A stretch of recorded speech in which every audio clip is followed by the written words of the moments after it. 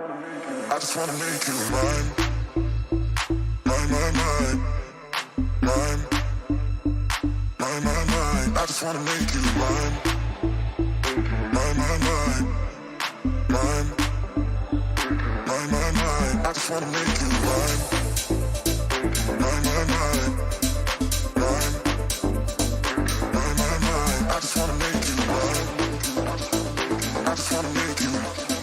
I just wanna make you. I just wanna make you. Mine, mine, mine, mine, mine, mine, mine, mine. I just wanna make you mine, mine, mine, mine. I just wanna make you. I just wanna make you. Mine, yeah, mine, yeah, mine, yeah, mine, yeah. I just wanna make you mine, yeah, mine, yeah.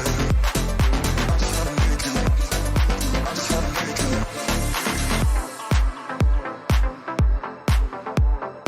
just wanna make you. I just wanna make you. I just wanna make you. Mine, mine, mine, mine, mine, mine, mine. I just wanna make you mine, mine, mine, mine, mine, mine, mine, mine. I just wanna make you mine, mine, mine, mine, mine, mine, mine, mine. I just wanna make you mine.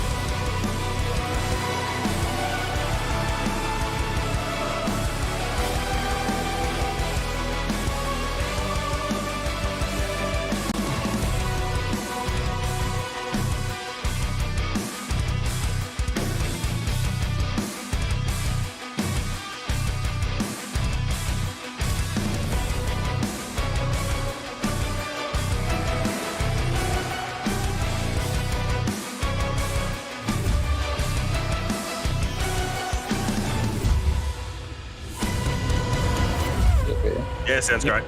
Yep. so I'll do the intro. Okay. And good evening, everybody. Welcome to the second night of round 1 of season 8 for the Octane Online Racing Sprint Series. We are at Monza for a super sprint race. For those of you who are unfamiliar, that would mean 2 30-minute races with a reverse top 12 in the second race. I am JP, and I'm joined in the box by Thomas Riley and Glenn Germain. How are we, Thomas? I'm good, thanks, PJ. How are we all? Or JP? Peach? Oh, I don't know. Either way. Yes, I'm good this evening. Hopefully it's a better night for everyone. Looks like it's a green track out there. How are you, Glenn? Yeah, I'm very good, thanks. Yeah, a bit drier than last night when we started up. It was it's a busy night last night with a lot going on, and let's hope for the same, but maybe not as much death. Yeah, a little bit less death would probably be good for everybody. Seeing as it's a green track, I'm assuming there has been some rain, maybe in the overnight session or something like that. So that tells me that there's a possibility of rain for maybe one of the races. What do we think? Wouldn't be surprised. Last night, the weather gods were playing a bit funny with us, and it seemed to be changing every 5-10 minutes. But yeah, I wouldn't be surprised if we get some rain in at least one of the races tonight. Yeah, Yeah, it was certainly difficult last night to pick what the weather was going to do, especially on that second race. It was, the race started with a bit of rain on your screen, and then it said it was going to rain, and it did. And then it said rain decreasing, and it said rain increasing about 2 minutes later. So you could never pick exactly what it was going to do. You couldn't, prepare yourself for what was to come. And yeah, that was an interesting race last night, nonetheless. By the way, Patrick Oliver coming up to the second chicane. Go ahead, Glenn. I say it was just like real life weather forecasting. You sort of stick your finger in the air and hope for the best. Exactly, it's like one of those weather stones. If the stone is wet, it's raining. If it's moving, it's windy. So, yeah. I have to admit that first race was, honestly, the first race in Spatilla was one of the best races I've seen in OOR probably ever. So many good overtakes. I mean, Filippo just storming through the field and stuff like that. It was such a good race to watch. I didn't see the second one as I was getting ready for carnage in split green. So, yeah, these two splits have a lot to live up to tonight. Then do we have a shout on who are we looking out for in terms of our top guys here? Well, we've got the ever-present Mr. O'Hara, I believe, in this split. We've got a good breakdown of 14 pros, 14 pro-ams at least, and yeah, quite a few good pros in there, such as Van Vliet. Van Vliet. My God, I do think I'd have that right by now. And I see Oliver Kitching, Ferguson, Lamb. Yeah, We also have Fudley Ruffman. And for those unfamiliar with him, he is part of Legion of Ratios, Asian Esports League. So hopefully that'll mean Mr. O'Hara has a bit of a challenge this season. Very good. Sounds good. I'm going to see a couple of our pro-ams back as well. See Mr. Patrick Oliver making now that he's made his way up to Queensland, I believe, and he's got his gear all back together. Not sure how he's back if he's making his debut, but yeah. And a good breakdown of some 4 or 5 AMs in there. Shazran's still with us after last season, and got a couple out tonight, but in general, 33, 36 or so, I think. Okay. 33 on the acceptance list. You see O'Hara go fastest with a 48.2 on a green track, which makes me want to throw up in my mouth a little bit, because that's just bloody so quick. Fast on a green track. And Fudley not too far behind, fairly close down there, but that's just a silly lap by O'Hara. Yeah, he's 6.5 tenths up. Oh, and Oliver Kitching's just popped in there, just under a tenth faster. Oh, slower than Andrew O'Hara. Oscar Lou's gone yellow. Fleet slips in 54. This is the type of qualifying that the person who gets his last lap in the latest will improve the most. As we can see, Fudley is already 4 tenths up on his current lap. And we can see that courtesy of this brilliant new overlay that we're running this season. Love the extra information we get from this, especially through the qualifying. In respect to the orange exclamation that you saw pop up before, that's we figured out last night that's either an off-track or a track warning or or contact with another car. You'll see the 2 cars generally pop up when there is any sort of contact between them, and so it's I think it's very good. There's a lot of extra information. We've got probably a bit of customization to do for it, but it's I'm gonna have some good info. Good info. Yeah, I'm gonna have a wild guess, and we'll be able to get confirmation on this when he crosses the line. But I wonder if that flashing purple means Fadley is on for Provisional pole. Comes up to the line. He does drop in the fast lap of 48.1. O'Hara, though, he's at about 3/10 up at the moment as he goes through the first chicane.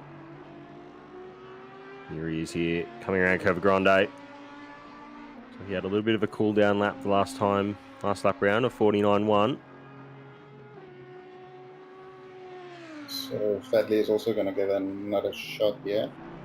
One more lap in. So this will be a final lap shootout between the two of them. O'Hara gaining another 2/10 after having lost them on the exit of the first chicane.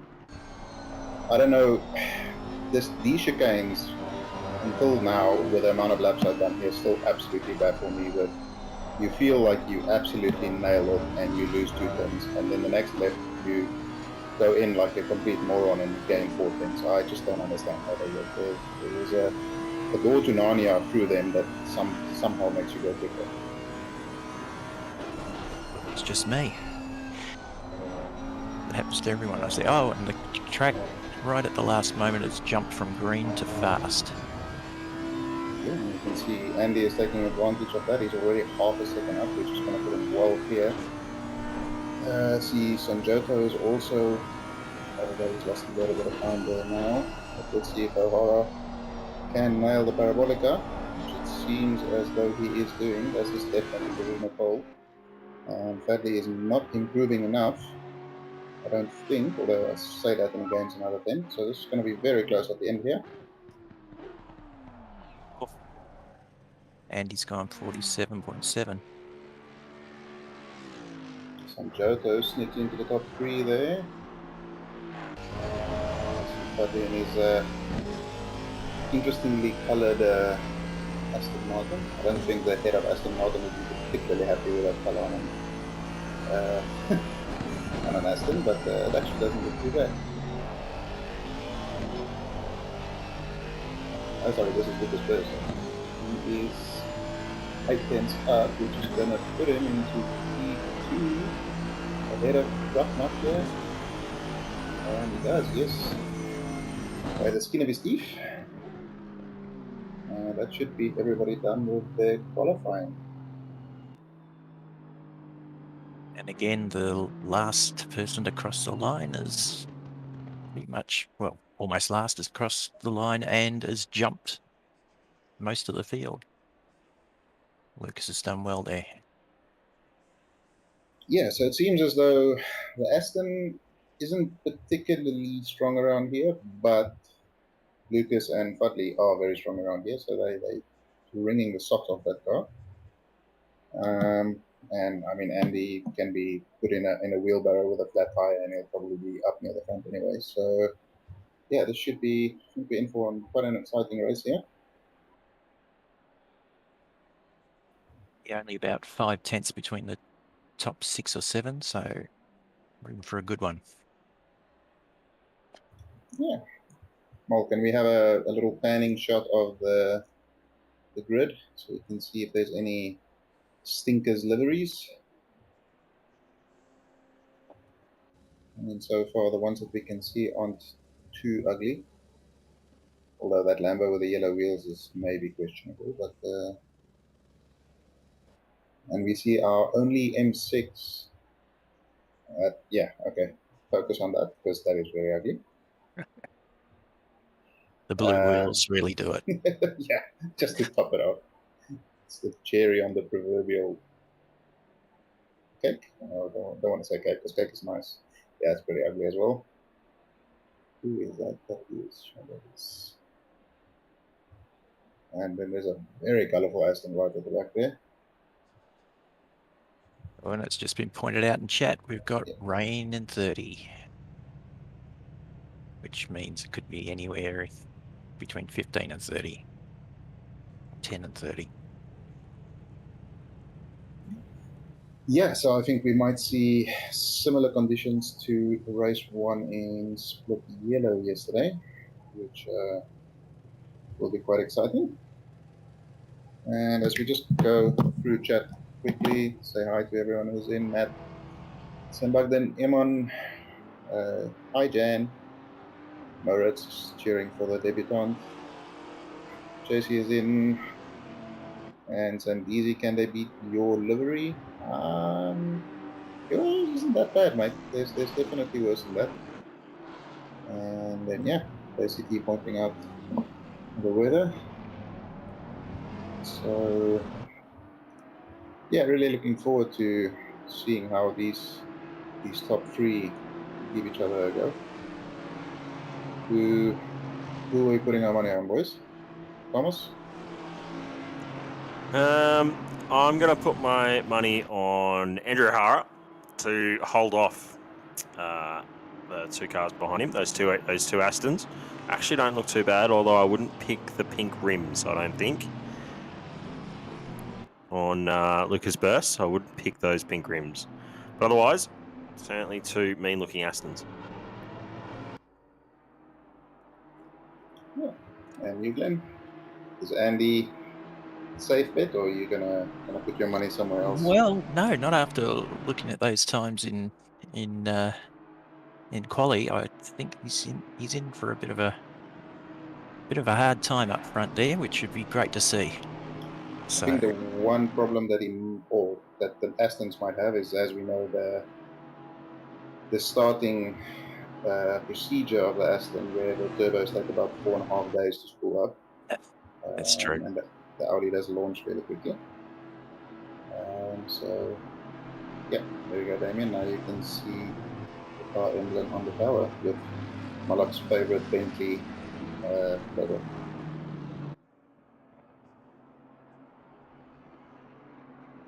I tell you what, last night I was very surprised to see that the Maserati was picked as a safety car in those conditions last night. That's a ballsy safety car driver we have. Yeah, I look forward to some more wet races. He absolutely bins it, because I can't see how that does not happen at least one shot this season. Well, it'll be a good one for the highlight reel for the end of season, won't it? Should it happen? As long as the safety car driver on that day is named and champion, I'm okay. Anyway, as we approach the final corner here, Preach, you want to take the first one here? Oh, I can take the first race, absolutely. Andy O'Hara keeping the cars at 80 Ks. Safety cars accelerating away from the field.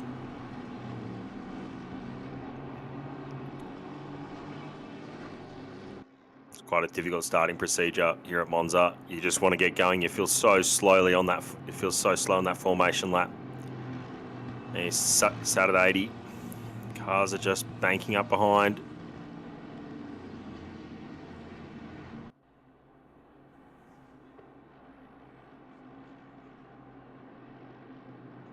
Green light. Go, go, go. Still waiting. And we're off. Are we? I think we are. Split blue is away. We're going to be going. Are we going to go 3 wide into turn 1? We are. Andy O'Hara's just ahead. Oh, and Andy O'Hara will just pull away. Through turn 1. Looks like we're mostly cleanly through back there. Everyone will just tiptoe through.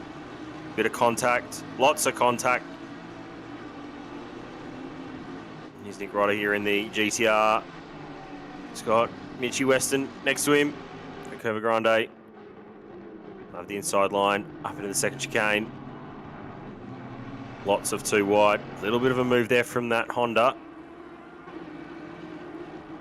O'Hara still with the lead here over Lucas Burst.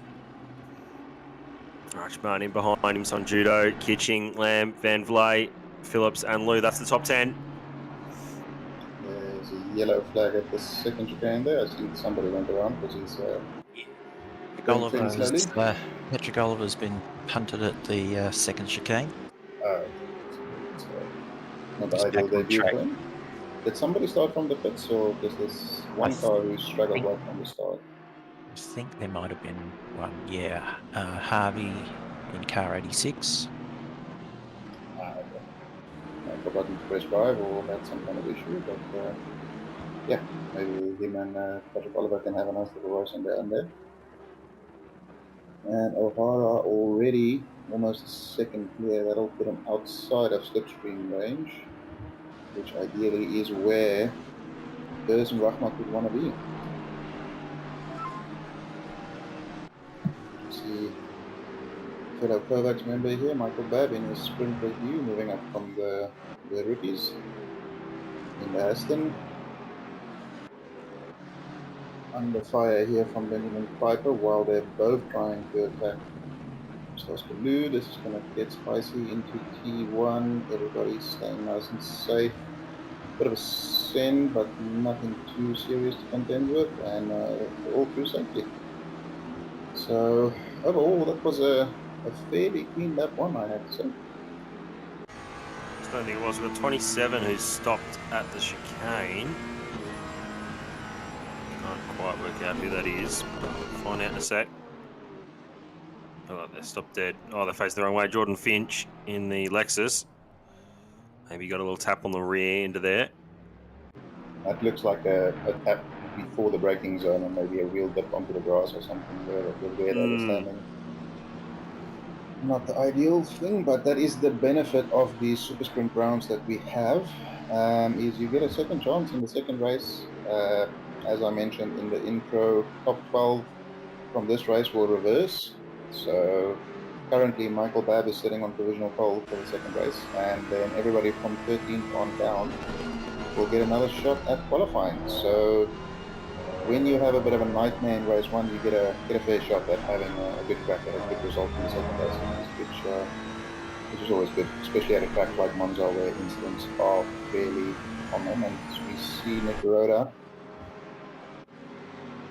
probably just going to drive past that Ferrari with that GTR top speed. As he does that. Look for a move here on. Ooh, that's dangerous. That's a bit of a touch. Oh, that's more of a touch. That's a fair bit of contact there. That was a boop into a bop, and you never want to follow it up with a bop, unfortunately. That was not very nice to see. There you go, Nick Rodder again. Managed to get around up to the inside of the Ferrari. Just going to stand on the brakes. He just has to take the curb. It's good defending from Mitch Weston. Nick wasn't up far enough into that chicane. Got to be careful. Cardillo's coming up behind them. Cardillo, another one of our rookie graduates, making his way up into the big leagues, as they say. Rhoda is all over the back of Mitchell Weston here. This is a spicy looking group here. Oh, bit of contact. Okay. That's not what you want to see. That'll be Frankfurt and Wayne Darwin. Should certainly have a look at that one in the braking zone. Certainly not ideal. Michael Manzi though trying to hold off Ben Ferguson.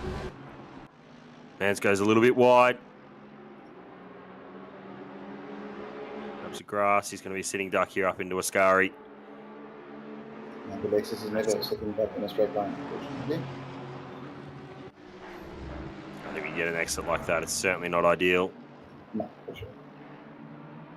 See Shazran making his way up, thanks to some people falling off the track. Left, right. Oh, that was for the incident. A lot of that.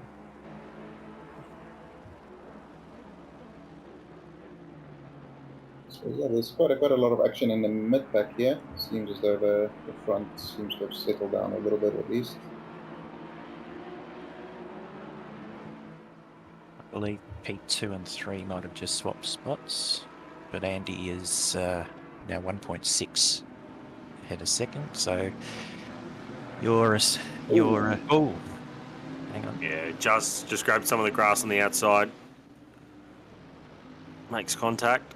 That's not how you take the braking zone into that second chicane. And Aston going straight ahead there. That's Frank Frankfurt going straight ahead.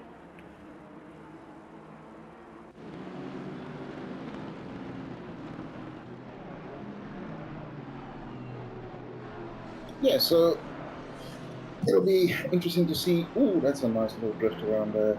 There's no one there by Piper. It'll be interesting to see weather conditions when this rain is going to arrive here. I mean, if you want to take any bets in chat about when we can expect heat rain? Will it have an effect on the final few laps, or will it hold off until this race finishes? Well, we're catching up ahead with the yellow.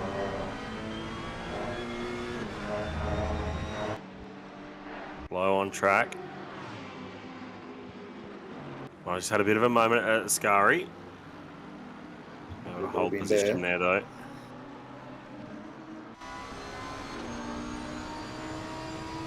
Blade will sit in the slipstream here. Hitching will have to go defensive if he wants to hold this position. Blade just lifts, I think, and he's just going to sit back in the slipstream a bit more.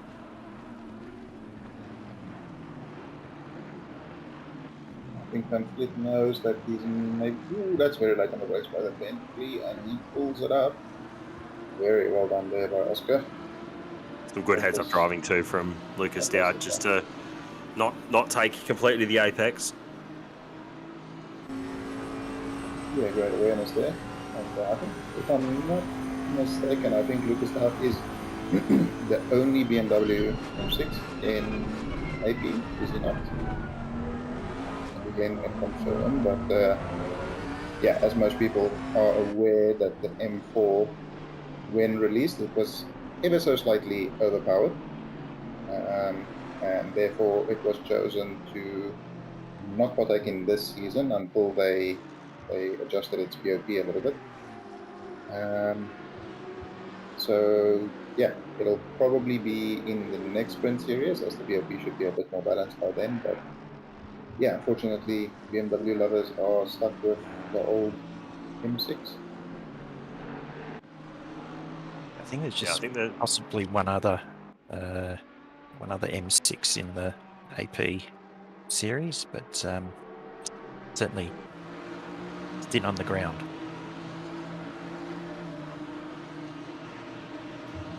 Seems like the dominant car here seems to be between the Lexus and the Lambo. And last night we were in split McLaren, which was quite fun. And sorry, go ahead. No, I was just saying, yeah, split McLaren it was last night, and yeah, we got about seven Lambos in here.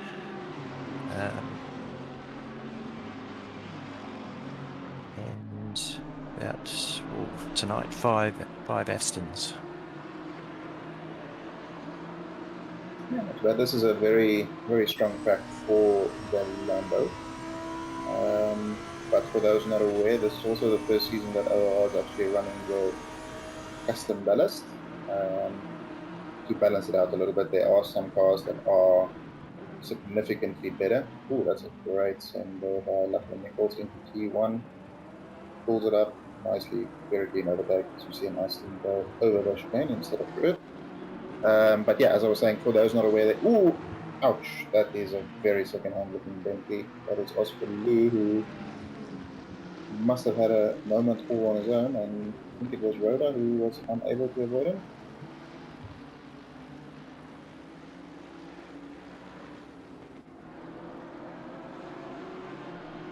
Hopefully we can get a replay of that at some stage. It looked like a fairly solid impact. I think there'll be some damage on both of those cars.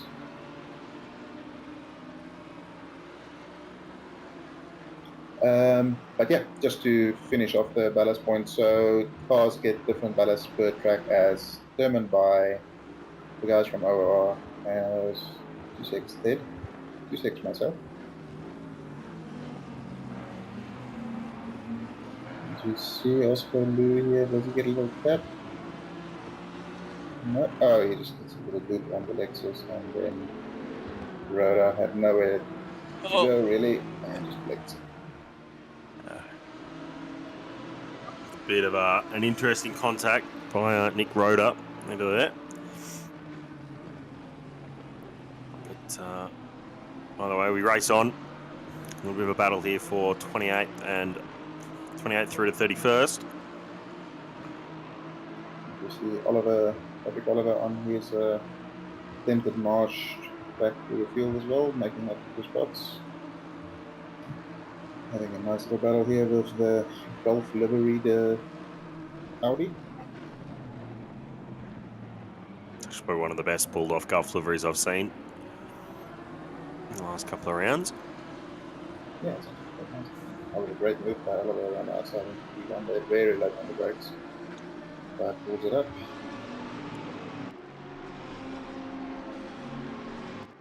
I haven't seen if we have any creative team names, and Wayne Darwin is not one of them with the OOR Season 8, which is very original. But we usually get some pretty funny names throughout the field.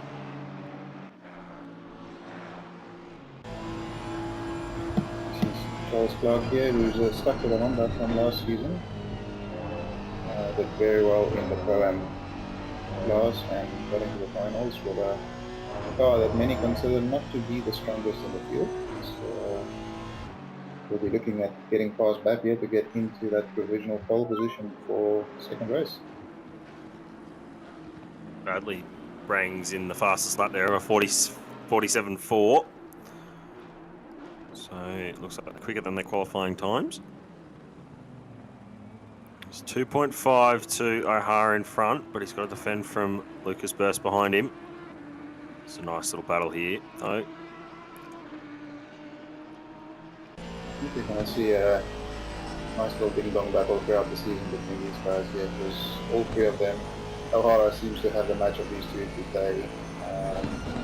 But I think in terms of just outright pace, they're all very closely matched. Looking forward to watching how this battle develops throughout the rest of the season.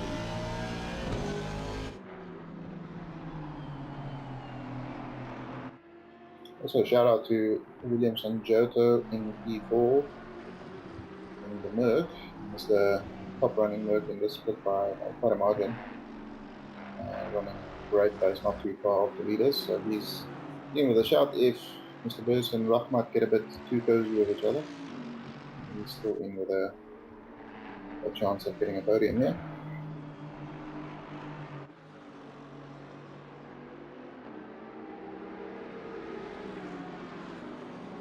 This battle for reverse grid pole is heating up as well. It's nice and tight now. Michael goes defensive again. Charles Clark tries to outbrake him. Just can't pull back in quick enough.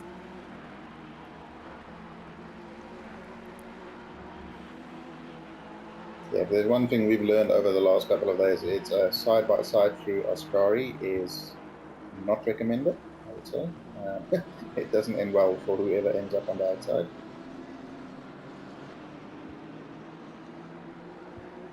JC. Thank you, JC.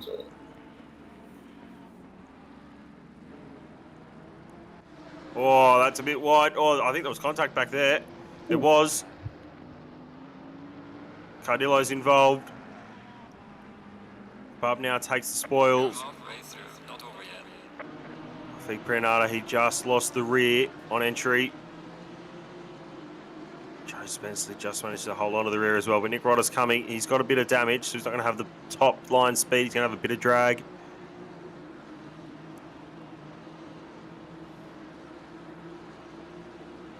More drag than what the aero brick already has. I don't know what you mean. It's very aerodynamic.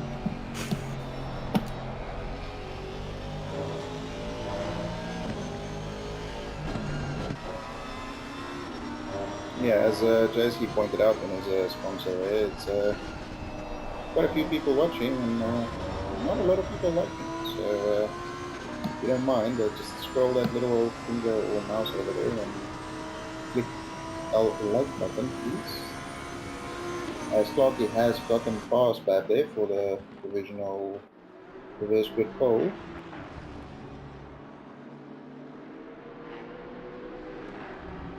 So it'll be interesting to see if Bab made a mistake or Clarky just finally managed to pull off a move, as he was putting immense pressure on Bab there. And we're going to have rain in 10 minutes. Waiting for that to tick over. And we've got 13 to go. Would we see another wet finish here tonight? Race 1. I think we may just well see that. The question is when and how heavy. I came on pretty quick last night and pretty heavily. As I'm sure Preach you'll attest to. I absolutely will. That was not fun last night, even with a bit of weather. But either way, here's two Lambos going together, Nicholson and Villanueva.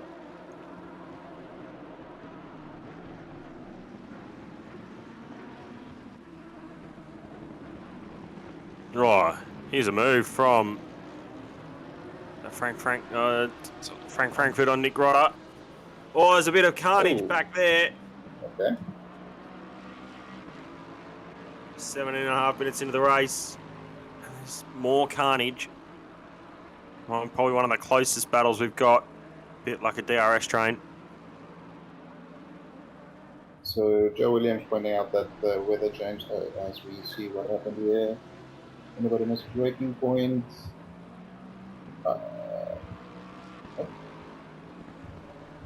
Oh no, this is still right, is it? Sorry, my bad, my mistake.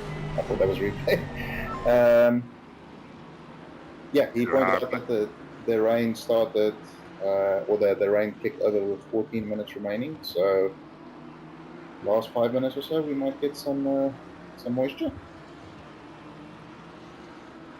Man's wants to come under fire here. And you're going to lose 2 positions with that little error out of Lesmo 2.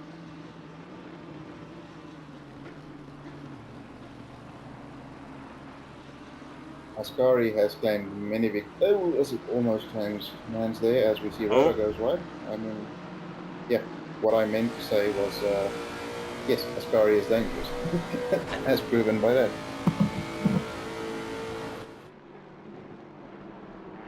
Man's going for the missed around the outside move, but Parabolica seems to have made it stick. Yes, he has. Should have the run on the Bentley down the straight here. Lexus has much better legs in a straight line than the Bentley does.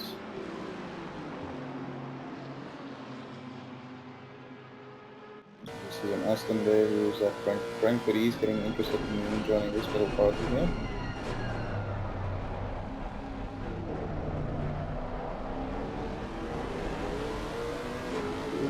Just a little bit wide. I don't think the Bentley has the legs to go around the outside of the Lexus Fruit Grande. But Zach Malloy is trying his best to prove me wrong, and Frank Frankfurt is licking his lips at the opportunity that's about to present itself here if anything goes wrong. Such as that. Man run a bit deep there, but well pulled up there by Malloy.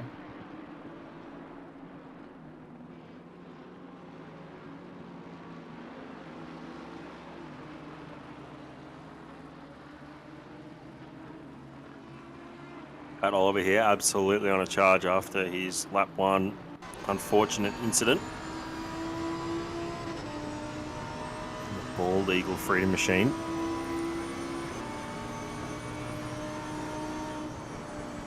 Bald Eagle Freedom Machine. It's an interesting name for a team.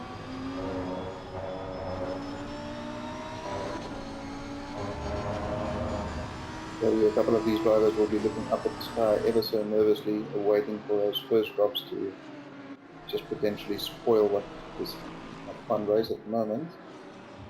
Oh, it's lifted by Piper. And the esports line through the first chicane.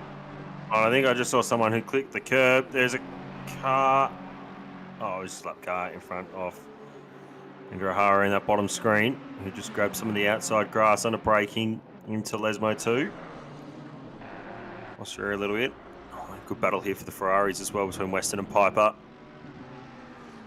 You'd think that the reverse grid pole is almost settled now. 2 seconds between Clark, Herbert and Bab. That battle up the front has slimmed down to 0.7 between O'Hara and is it Rushmate? I think O'Hara got caught up with a blue flag, it seems, because there was a car going slowly in front of him in 1. I'm not sure if he maybe lost out a little bit there. but I'm sure Rahmat won't be complaining about that.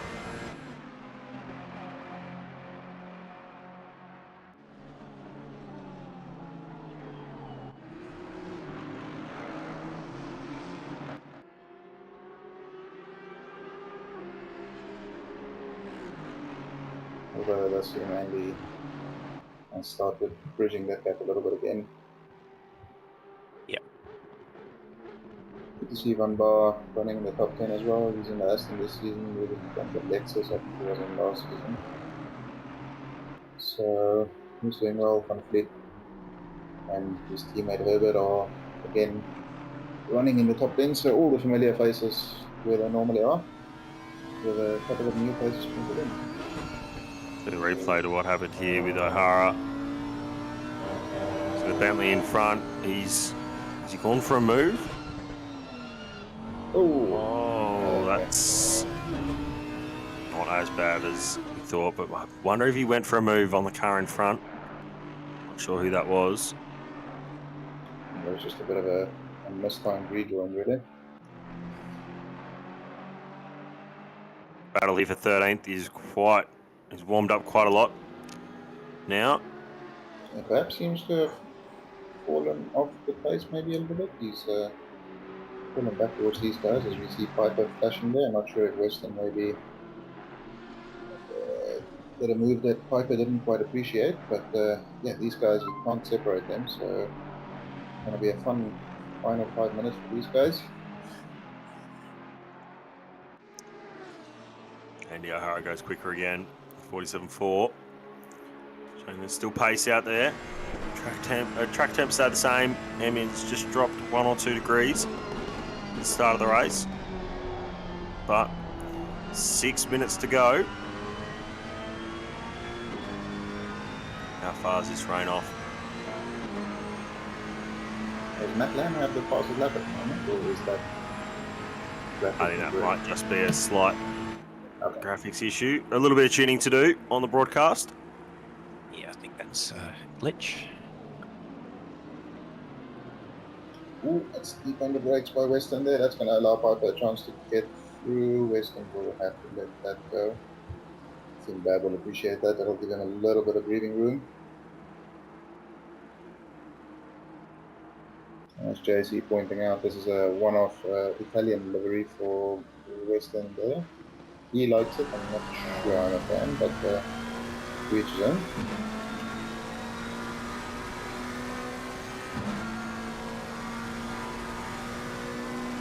Where is the rain? It is what everybody is waiting for, to add a little bit of a spicy kick to the end of this race. Can't be far away, you'd think.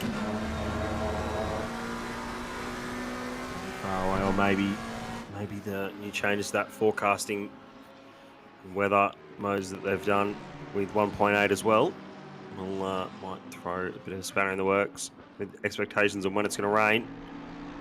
A little bit of a switch there from Matthew Lamb into Ascari. So based on what Joe Williams said in chat earlier, it should be raining any second now, as it was on 14 minutes. And quick math will tell you that 14 minus 10 is 4. So hopefully we'll start seeing people doing some epic drift. Yeah, and there we go. There is the rain. There it is. That calculator worked really well. Track's gone straight away from optimum to fast. The wipers are on. Changes. Wiper changes. Track's gone to green. Which Weston here, he might have been caught out in the rain. Yeah, He's dropped 3 or 4 spots there. Maps pointing out that Sanjota was in rookies last year, and he's currently in P4 years, so it's good advertisement for the rookie series, if ever there was one. That's how much pace you'll learn and racecraft you'll learn just doing the rookies.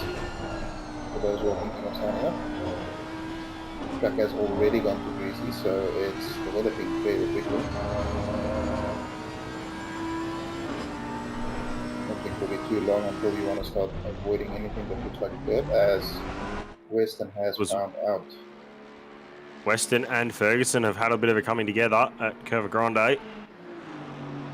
Michael Manns and Patrick Oliver have also made contact.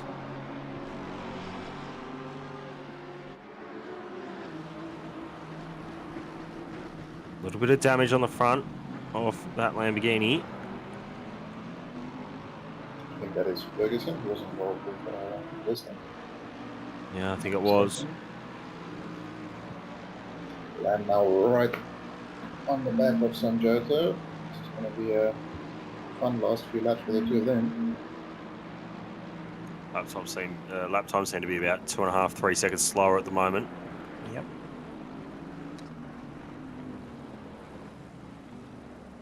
So he's gone straight ahead. Might be a lap car. He's gone straight ahead there.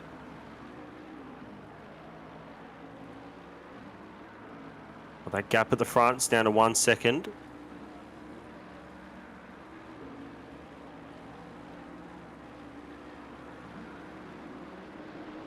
So dangerous to go for a move offline at the moment.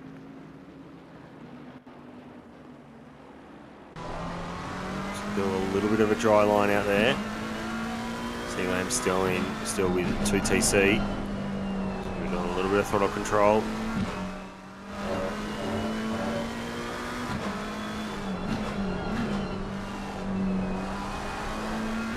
We should have one more lap after this one. To Ascari. But the McLaren is a very strong car in the rain in general, and a very strong car in the rain around here. And the Merc with that added ballast, I'm not sure if it makes much difference when it rains or not, but it seems as though Lamb just... Whoa! As I say, And there he goes. Around, he keeps it off the barrier. Lucas Burst is slow on track as well. They had a white flag. Fadley's fallen right off the back of O'Hara now. Lucas Dowd has had a moment. He's gone yellow and then white flag. Babs had a moment.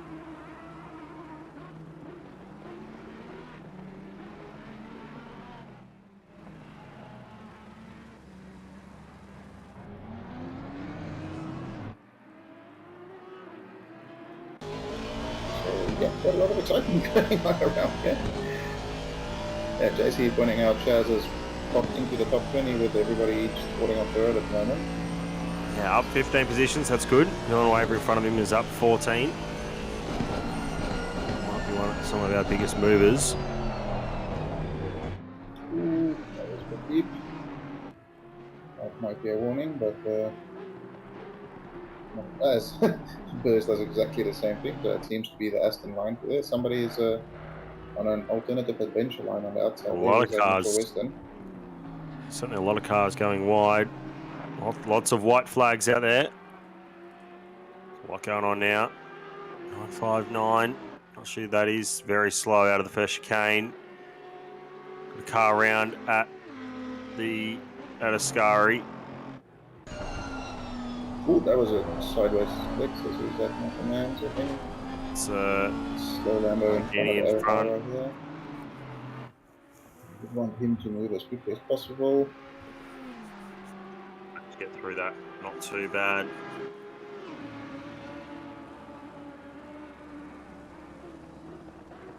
Looking like Charles Clark might take home reverse grid pole.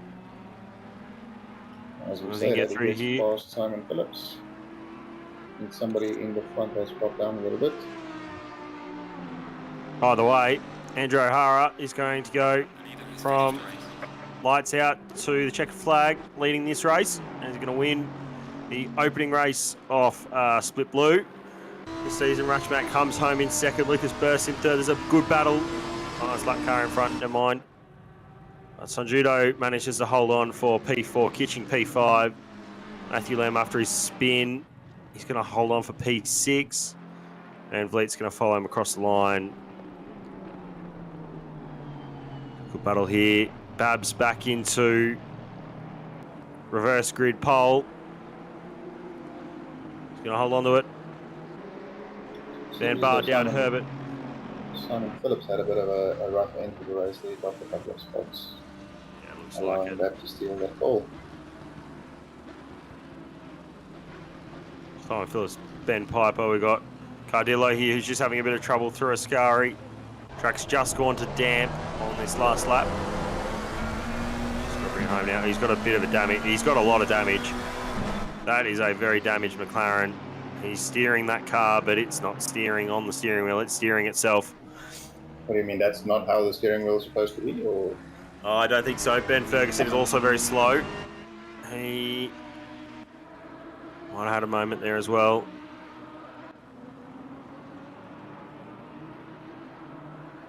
Well, Neil Wood where comes you want home. to be.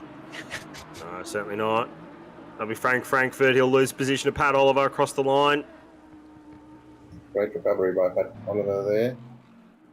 All the way from the back of the field up to Yeah, certainly up quite a P22. few spots. You know, second-hand looking Lambo there, but doesn't matter how pretty it looks when it crosses the line, as long as it crosses the line.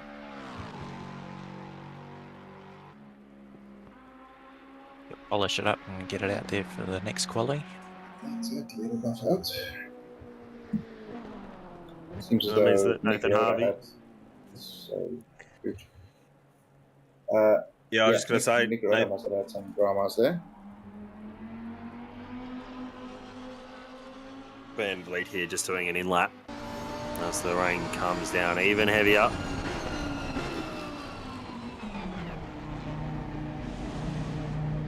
Speedy. That'll do it.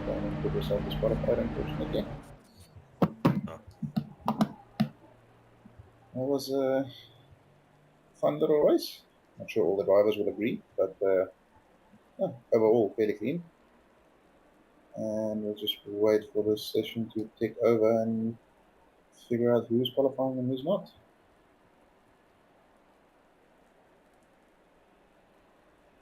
I believe we've got a car still on the track doing a recce for the upcoming qualifying, seeing how wet it really is. More than likely to be a dry track or start on a damp track maybe. As we see the final results there. There we go.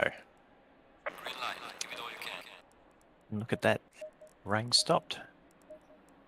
So we have Andy O'Hara, Fadi Rahmat, Spurs, Sanjota, Kitching, Lamb, Van Fleet, Van Bar, Dowd, Herbert, Clark, and Bab, who are not to qualify for this race as they finished in the top 12.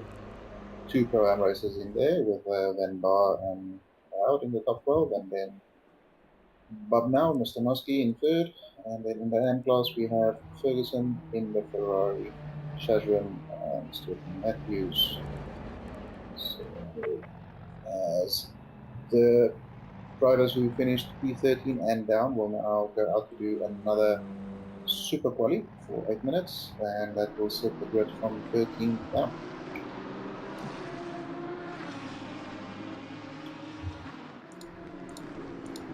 So then we need to ask opinions for the tracks that will be raced this season, as obviously we have a Monza currently going on. Next week we will have Paul Ricard, and then through the rest of the season we have Brands Hatch, Suzuka, Zandvoort, and Kailani. Now, from a personal perspective, I would have preferred it if Zandvoort wasn't on the game. But apart from that, I think it's an epic track selection. What do we think, Rich? Yeah, I certainly think it's a good track selection this week, this season. People were a little bit much of a muchness about Snetterton being on and then being taken off, but it would have been nice to see some cars run at Snetterton. I think we've run that in an official OOR event, the GT3 Series, on release of the British DLC, but certainly will be good to see some different tracks. I haven't run at Monza for a little while. Neither Paul Ricard. I don't think the last time we raced at Paul Ricard might have been for the 8 hour last year.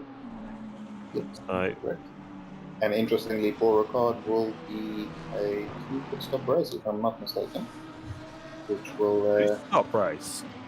Yeah, it'll add a bit of strategy and planning to the race, which will be fun. Can somebody just mute Octane Online Racing from the chat there for that joke, please, if it's possible?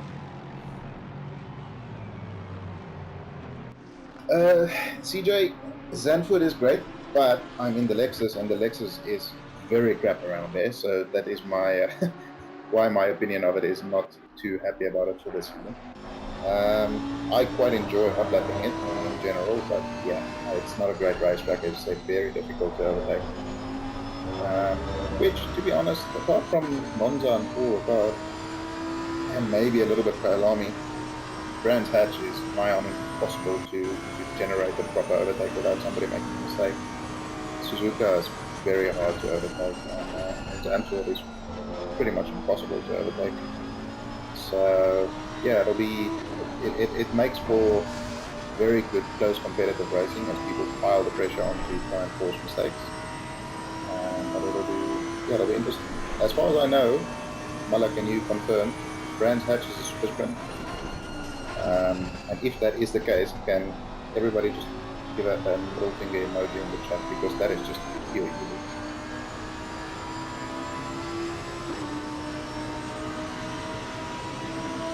Here he's offering to swap Brands Hatch for Bathurst because we know how much you love Bathurst. Look, I hate Bathurst, right? With every fibre of my being. I just knew, you know, if we give you the choice, what are you going to take? I'd take Bathurst in terms of the racing. Over. I really like Brands Hatch. I think it's a great racing track. Or it's a great track, but it's so difficult to overtake on that bloody thing. At least Bathurst, you have two monster straights where you can just drive past people, especially when you're on a Lexus. But I think it's fair enough not having Bathurst on the season this time around, as for those people unaware, in about 3 weeks' time, we will have the Bathurst Balbals, which is going to be a weekend full of just fantastic racing.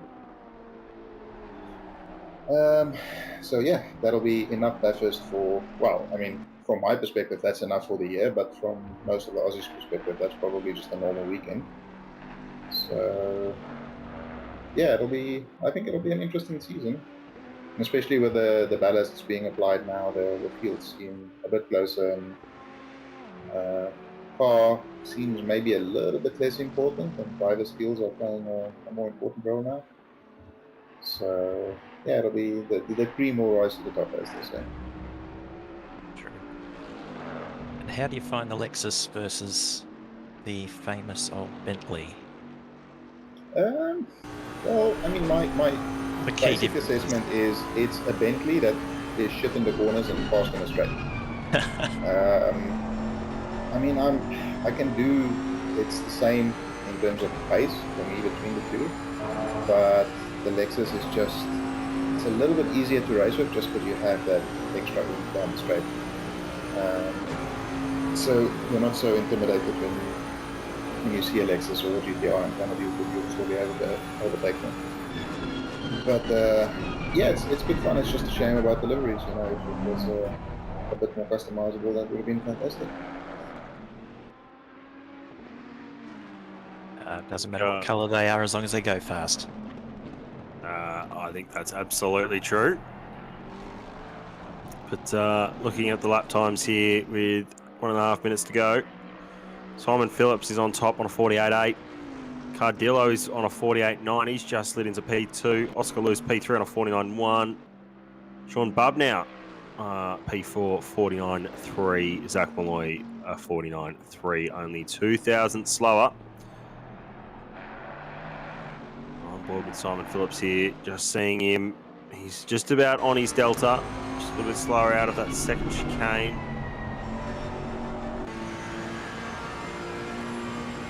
And Piper here up 6/10 on his personal best.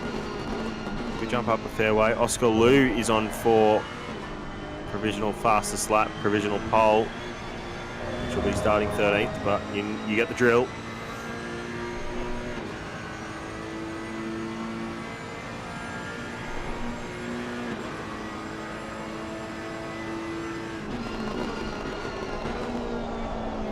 Over half tenths up. Gets it turned in to Parabolica is all the exit. Paddy Oliver goes fastest on a 48.7. Pabulo's on a quick one too, very quick. It's not going to be on that full five there, but it should move him up into the 3. And it does. It goes from 3 with a 48.8. Phillips still sitting in Q2 at the moment. Morgan Cardillo here. He's got 4/10 on his best. Just be about enough for pole. It's a 48.4. That's a great time. Oscar Lou though, he won't beat it. He goes P2, 48.5. Oh, 85 thousandths. Yeah, it's very close. Looking at here, anyone on a faster lap? Jordan Finch, he's 4.5 tenths up. Not doing too much. That won't get him up to the top 10. We'll get him to 13th. That's a good lap. And Nichols a little bit squirrely under brakes and on power. I think that might just do that. Not too good. He's going to stick with his delta. Zach Malloy here. He's 3/10 up, coming down to Ascari. Shazrin is also 3/10 up. Neil Wood is 3/10 up. Good to play out here still.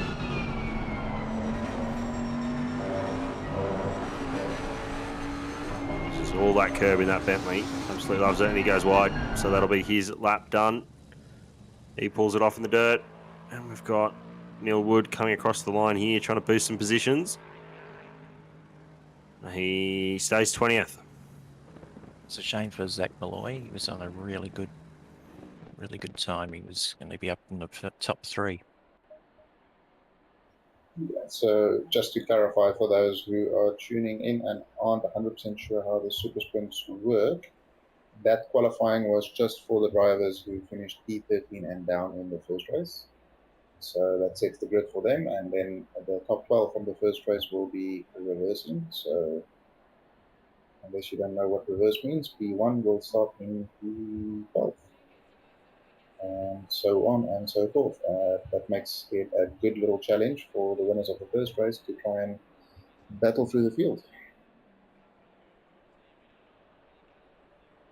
And how will Michael be feeling in his first sprint round to be leading them away for the start of this race? What do you think, JP? I think he'll be okay. He's raced with the big names. He's been there, done that. Got a T-shirt or two. Although most of his T-shirts are metal T-shirts, so metal bands. I think he'll be fine. I think he'll be nervous with, as we mentioned, the Aston pull away, but I say that, and then Padley and Lucas both jumped Andy on the start pretty much in the first race, so maybe it's just about how you launch it. As we take off into low orbit here. Looking for some rain clouds, are we? We're going to have a dry race, nice cool track temps. As we go through the grid here, this is obviously not the starting order, but we just get a good view of. That's a very ugly Lambo. Yep. No. Awful. Terrible. Yeah, no, I agree. That's a pretty average looking livery. I think there's too many other bad ones in the grid. I mean, That's that a bit. looks like an ice lolly. Yeah, I'm getting some rainbow paddle pop ice cream vibes in that one. Yep.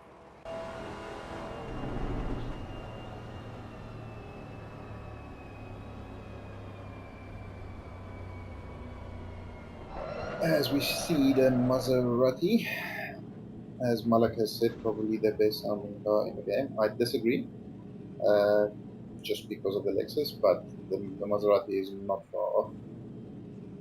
Especially considering it's only a GT4, it definitely sounds amazing. But yeah, I feel sympathy for, as we mentioned earlier, wet weather, safety car. Just good luck. That's all I can really say. It does look bloody nice, though, you have to admit.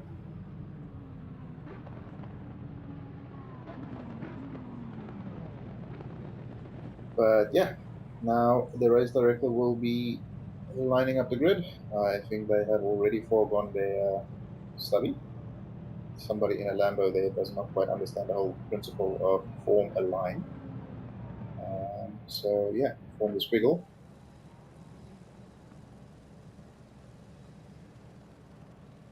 And then once they're lined up, the safety car will lead them around, and we will go for round number 2 in split blue.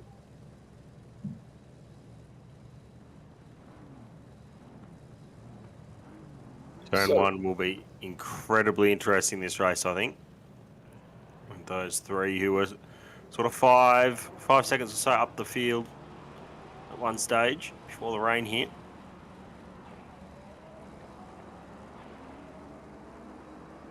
Have to wait and see how they all decide to get through turn 1. Will there be carnage? Or will it be fairly sedate? It wasn't too bad that first race. I think we might have seen last night just how dangerous Monza can get on the first lap. what do we think are the odds of a safety car?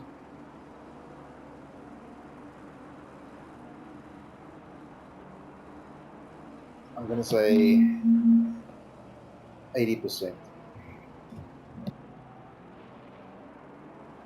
Is that for the how much you like the safety car? No, how likely a safety car is into turn 1. Oh, how likely the safety car is? Well, we didn't see one in LA last night. Did we see one in green? Yeah, we had one in the second race.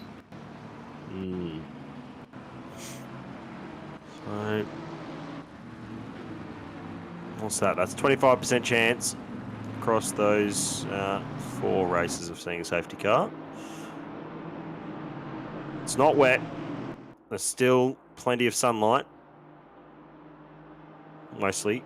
So I think we might be okay. It'll just depend on how eager the back of the field is to try and make up a few positions. Those who didn't quite were happy with their qualifying in that super qualifying session.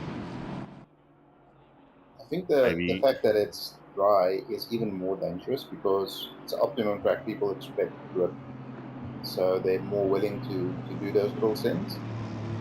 Whereas on a wet track, people are maybe a little bit more cautious going into T1. Obviously, there's less traction, but just that the awareness is hyped up a little bit, whereas this is just, I don't know, people can go full send. But yeah, I'll take them away as the Maserati leads them around Parabolica. And Michael Babb will be leading Charles Clark, Reagan Herbert, Lucas Dowd, Nick van Bar, Mr. Van Vliet, Matthew Lamb, Oliver Kitching, and Williamson Giotto into the second race. It'll obviously be a little bit of a delayed start now, as with the reverse grid, the qualifying messes up the start procedure a little bit, so it only goes green when the pole position qualifier crosses the line.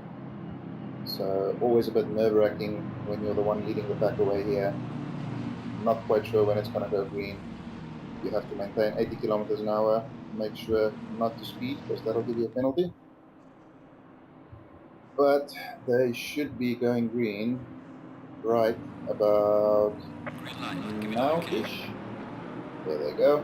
Lambo with a rocket start there. Who was that? Reagan Herbert. He must have picked the mouse button as Bab is getting spotted up a little bit into the pack there. It looks like Van Vliet was in there on down. There's a crash in the background already. That is It'll be Piper a safety and car, many surely. other people. Yep, there's about That is a huge crash. 10, 12 cars. Parking lot. Oh, and there's Slightly rough nuts contact around further there by back. Sanjata. Oh. So that is not ideal for Mr. Ahmad there. He would not be too happy with that. This is where we need to hear Mull talk about that's effing car park. It's got about 8 cars stationary on the front straight. They're busy Austin powering themselves out of a park position there. I'm going to get a replay, and I wonder how long this safety car will be, whether it's going to be the 1 or the 2 laps, maybe. It will be like around 120 or so. Get back to the safety car, and we'll probably just have the 1 lap behind it properly. Bulko, this is a split blue, so if Split Red still wants to retain that title of Dev Split, they're going to have to do something freaking special, my friend. So it seems as though Andy may have gotten caught up a little bit in the dramas there. I'm not sure the standings are a bit confused at the moment. No, it seems as though O'Hara got clear. Yeah, I don't think we've been through enough gates for it to pick up, but he's still sitting in 13th. I think might actually be 12th. Here we go. Here's the instant replay. What happened at the start? Cars coming down. There's cars. There's a car who must have been turned across the nose, and that is. Oh my God. You know, I can't say anything more than that. I think we might have seen this before as well in a Monza race, unfortunately. Let's see what happens here. So there's someone on the grass. So it's just 3 wide across, Piper across the nose off. I think that might have been, Paddy Oliver. So his night has gone from bad to even more bad. And then there's contact here. Safety cars come out. That's not good. Moritz, is this a new record? In terms of cars involved, I mean, it's not far off, I would say. In terms of distance travel, they actually got quite far. But, I mean, that is just... It's wow. more than the Kyalami night race that we had, where we had 12 famous. It's an effing car park line came out. Yes, yep, that was the one. This has got to be 20 cars, yeah. Exactly. What was with that pink or that purple Ferrari on the right-hand side? And Nick Rhoda just driving straight through it. I think he can get through. By the way, back behind the safety car, Regan Herbert's leading after turn 1. That's really all we can say. The field going into the pits. Lots of the field going into repair damage. The safety car won't wait for them. So... unless they have... I mean, last night I repaired 30 seconds of damage on the first lap, and I was able to just catch up with them before the start of the restart. So, unless they have more damage than that, well, based on the incident we just saw, there might be a little bit more damage than that, but I think they should be able to catch them up with it at least. I would say about half the field is in the pits.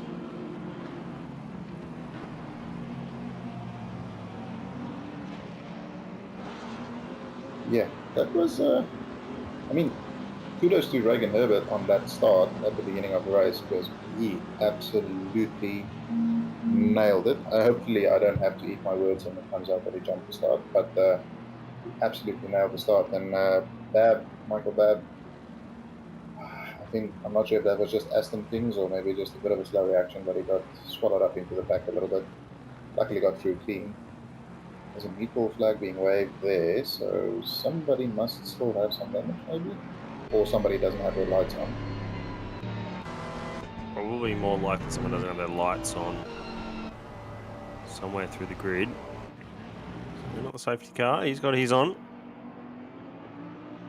25 cars involved in a 38 car grid, 37 car grid, so it's a pretty impressive number.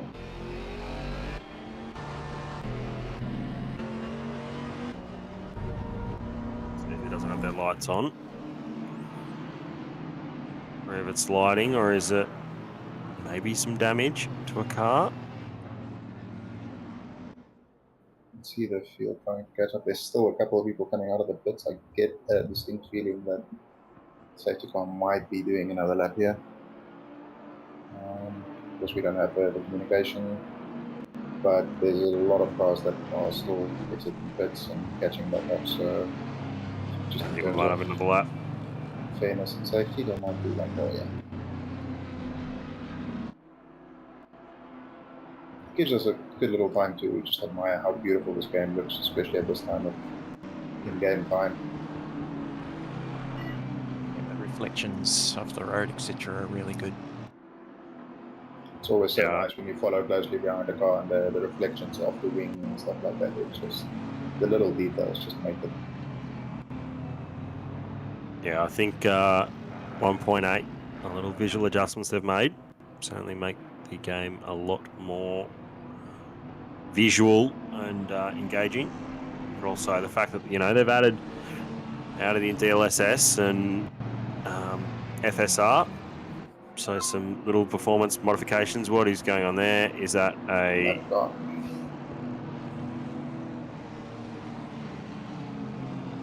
So must have been in the pits for... I think he started in the pits, so he might go through.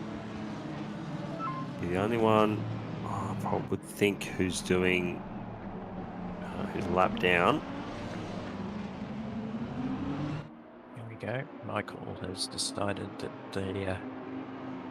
Michael Massey's decided that the lap cars can all unlap themselves. Yeah, but only two of them. The rest I'm not still bitter about that, so don't worry. That's okay then. So the eyeballs, if you just came back, then if you recall last season when we had a literal fucking car park, so we just had the big brother of that car park. It was more than I think half that's the field. I think that's a multi-story. That's what we'll call that one. Yeah, that sounds about right. Yeah.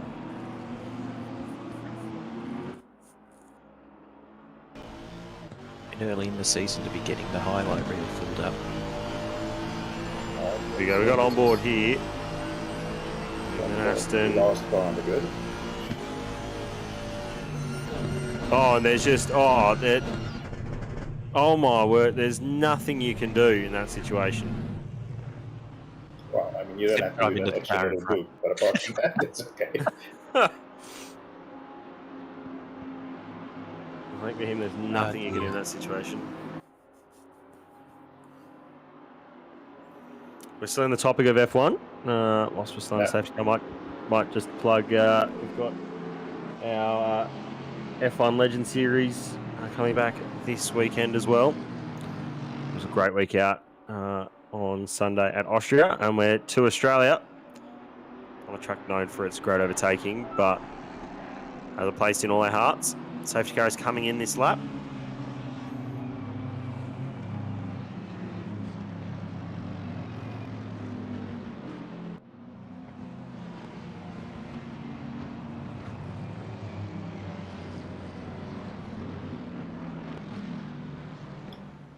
If it can stay off the track, the Maseratis just run off it.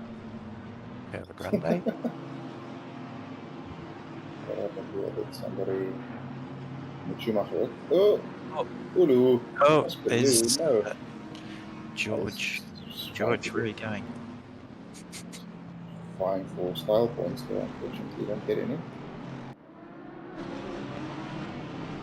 As they are away, Reagan Hilbert has gone early. Seems to have caught Charles Clark ever so slightly. Ooh, down with a risky move over the sausage there. Clark on his own, he's safe from Van Fleet. Lucas Dowd is safe. It doesn't seem like anybody in that top five are close to each other. Burrs is all over the back of Van Bar here. He'll be looking to move up quickly. This is an ideal situation for him to maybe score a run with Andy behind him at the moment. Van Bar will not make it easy for him. Side by side through the first chicane. Great lead racing with the overtake. Andy passes Sanjota there, it seems, as the rest of the field piles into the chicane, hopefully for a cleaner start than last time. As Burrs has moved up into P8, and still quite a bit of time to make up a few more spots. O'Hara will be looking to follow him through the back here to not lose any positions. Bit too much sausage there, but still under control. And no particularly yellow flags or white flags on the track map, so it seems as though we've had a clean start.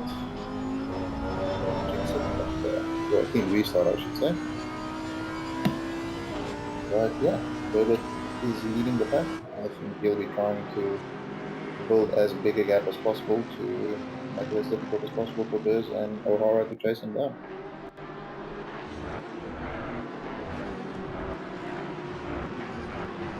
He's made it cleanly through the first 2 chicanes and through the Lesmos, so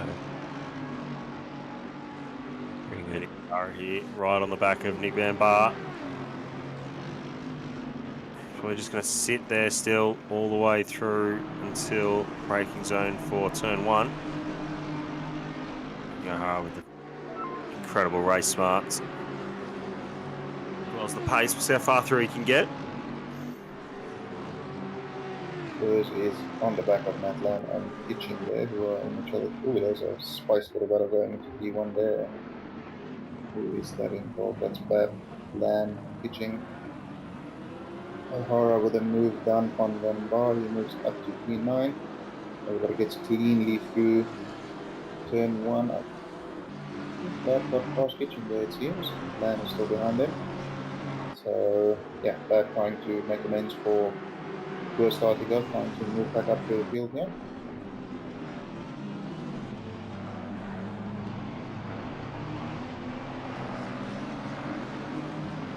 Pitching is no slouch, and he's not gonna just let that get away with it. So we'll be making it a challenge as we see Dowd and Van Fleet either having contact or maybe just a little off track, but doesn't seem to have caused them too much hassle.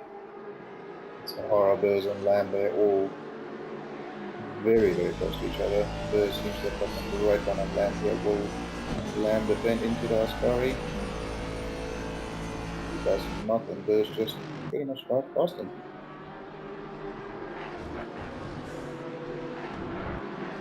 Breach, are you in the McLaren again? Ooh, Lamb went very wide there. No, I'm in the Ferrari this season. Okay. Which was not great, but not great here last night. But otherwise, certainly hoping for better results this season. There's quite a few Ferraris in this split. Of course, that's Lamb a bit wide. He's just managed to keep it off that wall, I think. That was well done. So many of those cases where people overcorrect and then shoot across the track directly into someone. So very well done there by Lamb to bring it under control without too much damage. As we see Rahmat there with the fastest lap at 49.1. Not particularly fast lap, but he is battling through traffic at the moment. So, ooh, that's a Bentley line.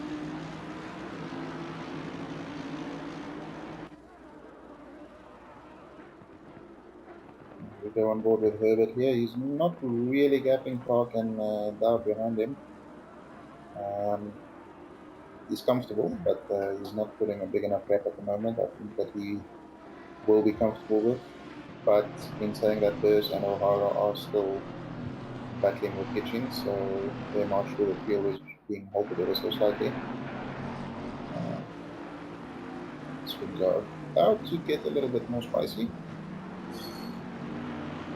Burs just seems exceptionally strong through Lesmo to every time he gets the right one under the car ahead of him. So Bab is giving him as little space as possible. Sitting right in the middle of the track, making it difficult, but he misses his break. Breaking that. And Burs steals the spot. Bab will lose out a couple of spots there. We are at the halfway mark, still a long way to go.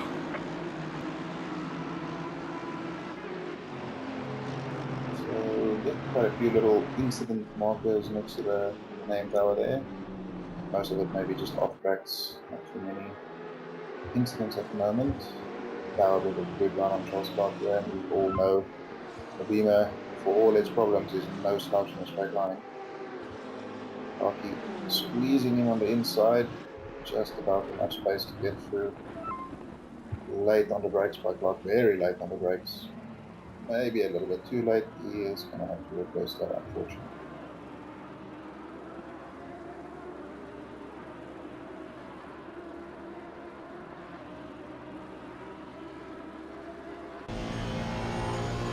So yeah, that's exactly what Ryan Herbert will be hoping for, a bit of battling and a bit of fueling behind him.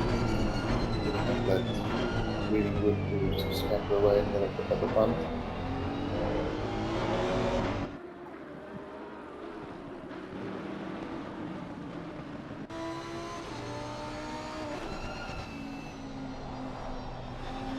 You can see Burs right on the tail here of pitching in the Lamborghini.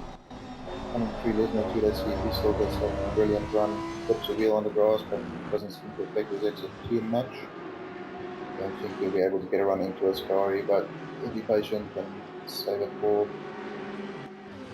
main straight. As it looked like Clarky was having a go at the Dow there, but minus turn through Ascari. Look how beautiful that looks, man. First with a good run, Clarky still all over the back of Dow.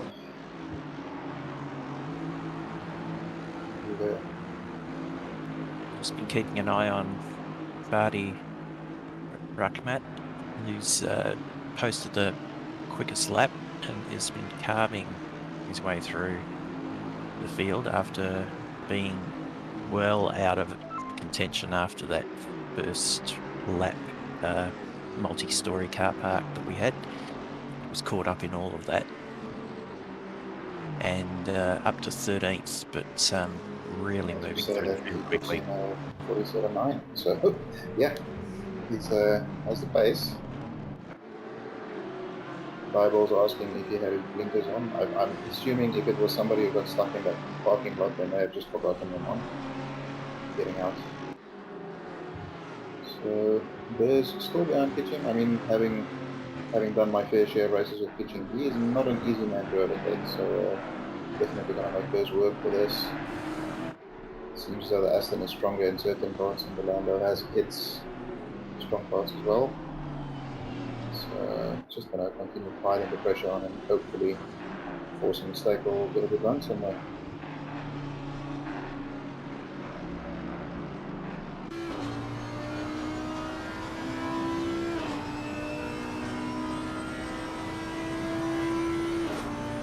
Yeah, it's pretty decent for this water.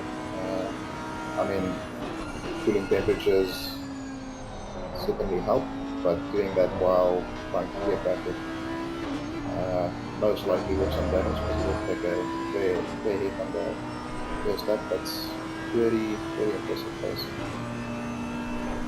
It duck into the pits for repairs too. Oh, we did, okay. Yep. So those will be hoping for a good run and pitching here. Seems to have got a good exit. Lando is very strong on corner exit. It's near the parabolica.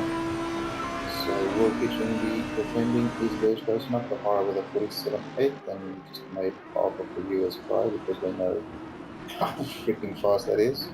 Aston is very good under the brakes. He sends it on the inside, which he doesn't fight it too hard, but he doesn't want to lose out to Farah. Goes for the little switch back.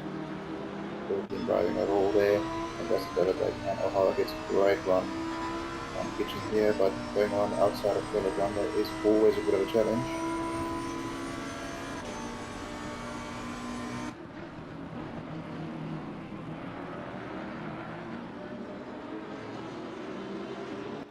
So yeah, Burrs will be hoping that the kitchen puts up a bit more of that staunch defense he had on for the last few laps, so Burrs can get away a little bit. As we have a replay here of Spensley and Bob now into the second chicane.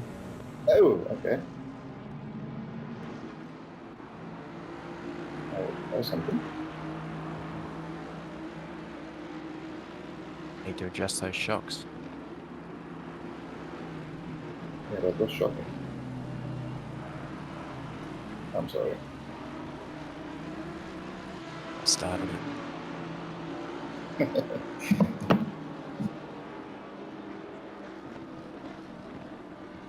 Rahmat has caught up to the back of Lamb there. See these three. Oh, there's a bit of a drift by Van Vliet. He seems to have held on to it. As we cut away just at the right time. I think he kept a hold of it. Lachlan Nichols with a run here on the wood. Does the Lando have the legs? Seems as though he had a good enough run. Wood doesn't battle that too hard. Good overtake for Lachlan there. As we join right in the middle of a different battle here, it's very tight into turn one.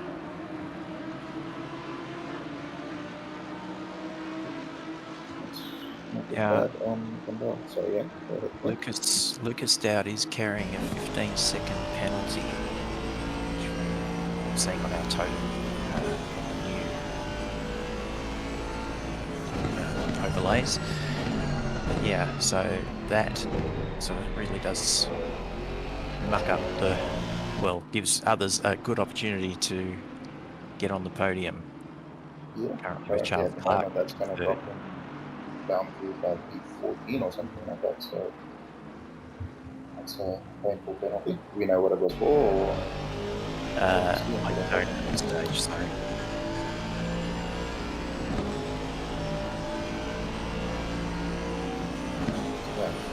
Rahmat here trying to clear a couple more people. Oscar is a very fast rider, not easy to overtake. That is going offensive on blue. This is costing Rahmat a bit of time. Somebody took an adventurous route through Aspari there.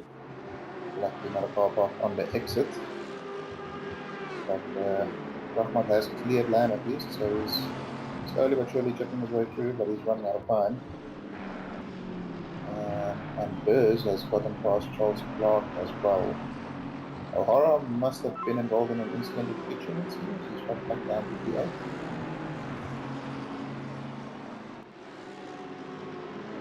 Sure, looking into it.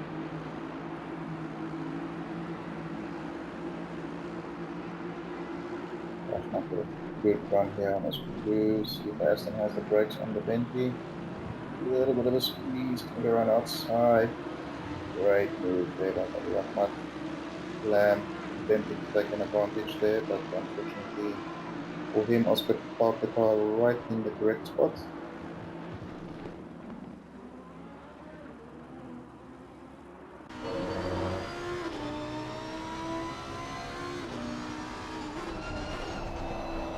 So yeah, Herbert's still leading us here.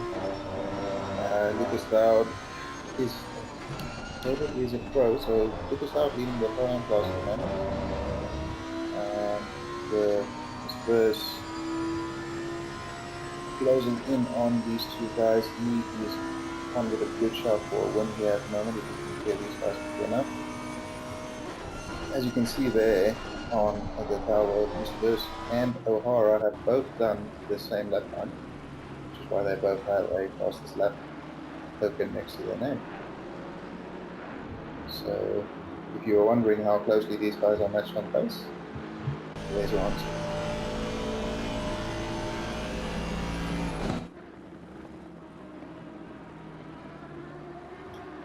You see Lucas ended up the inside there of Lucas. Now didn't fight that too hard. I think he knows he's beaten on pace at the moment.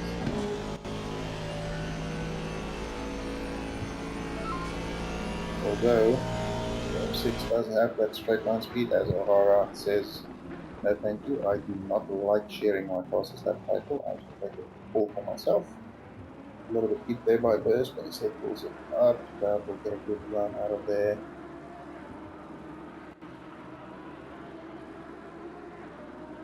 That's a good question, Diables. I think it's 3 points for fastest lap, but Mol will have to point out whether that's a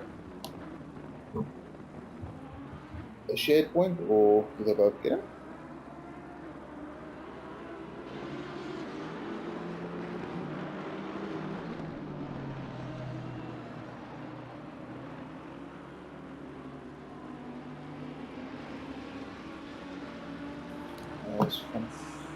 Complete. Run a bit wide there, gets passed by pitching. Some Jota right on the back of them. Complete seems to be getting swamped a little bit here. O'Hara at the back of this battle, he'll be wanting to clear at least 1 or 2 of these cars to mitigate the points damage in the championship.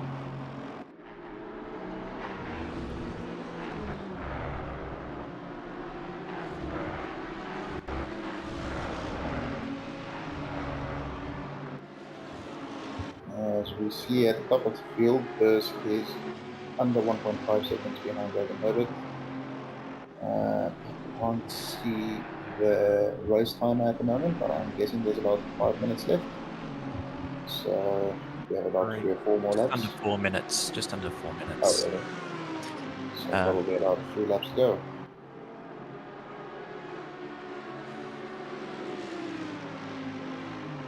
Andy O'Hara's licking his lips at Sanjodo in front and straight past.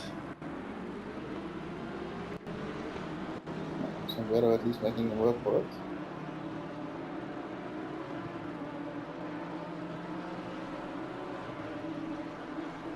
There we see Burrs within a second now. Dowd still right on his tail, but this is all damage limitation for Dowd at the moment, trying to get ahead of that 15-second gap. As one points out, we lost connection to the ACC TV overlay, so that's why we're back on the standard overlay, which is good enough. Yep, that's fine.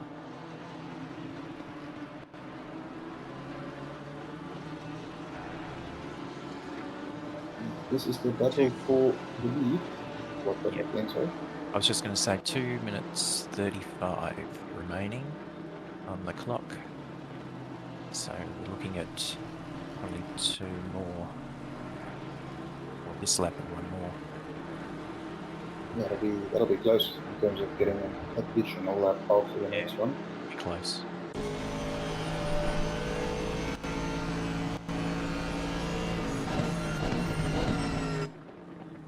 So there's oh no, Dowd has made a bit of a mess of that and taken out with his Burrs.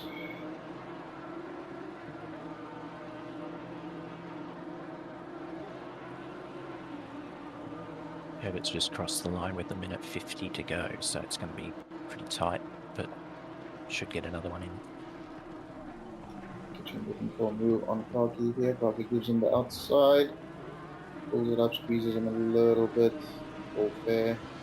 Burrs there getting overtaken by O'Hara. That's very unfortunate for Burrs. He did everything right and just ever so slightly too late on the brakes for Dowd, which spun them both around. Luckily for Burrs, he ended up pointing the right way, but Dowd lost quite a few spots, and I dare say that will be an additional few seconds of penalties. So Herbert will be thankful for Lucas Dowd here because he's basically guaranteed him a win.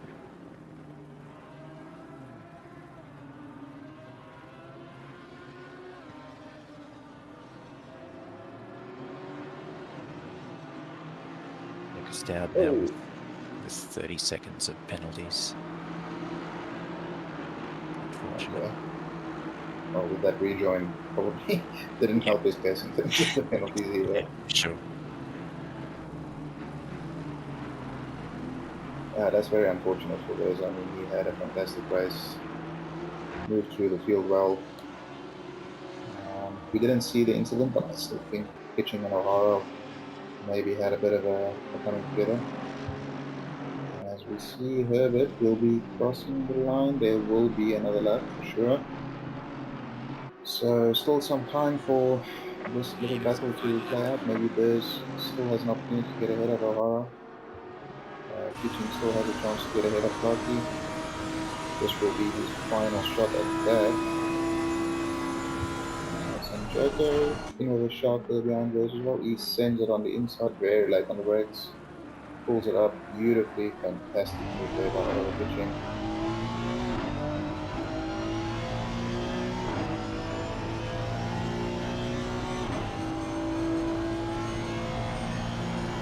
And in all of this drama, Bradley has made it up to the 8th so far. I don't think he's close enough to Dunbar and them to do much about it.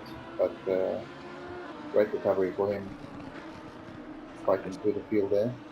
I'd say that he'll take that given where he was after lap 1. Much like yourself last night. Yeah, a little bit. Luckily, I had a little bit less cars to get through, so that helps. And Smith Green had I don't know, some kind of suicide pact or something because people just kept deleting themselves ahead of me. This will be interesting. Side by side for us car is never a good idea. Are they going to make it work? Kitchen does have a nose ahead. Oh, he loses it a bit. No, death. And O'Hara and Sanjota and Burs side by side coming into the final corner here. This is going to be interesting. O'Hara is not going to give him an inch. Burs squeezes him onto the curb, not where you want to be. Going to be a drag race to the finish line here. Herbert has won. Kitching is in second. Neither Clark has in finished the race. third. Well, no, sorry, they just killed themselves. So this is for second position, and O'Hara takes it at the line with 7/100ths of a second. That's very unfortunate for Kitching and Clarky there. Congratulations to Regan Herbert. Yeah, fantastic race by Herbert. As we see two more guys attempting the O'Hara Burst drag race. We saw on the first attempt, the inside guy tends to win, and Jordan Finch will take E17 ahead of Ferguson. Got a few penalties showing up there. But yeah, that was a fairly predictable yet unfortunate result there for Kitching and Clark going through Ascari side by side and basically putting them both out of a podium position.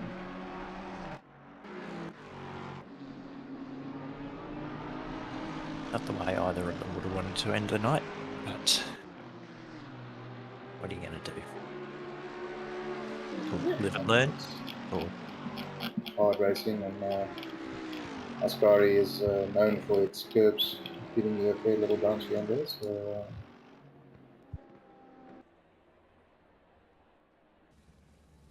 sorry, I missed that. no, I said Ascari is quite a dangerous corner, even if you're going through it alone. Sure. So Yes. Yep. as we immediately join Split Red here. Preacher has had to step away momentarily.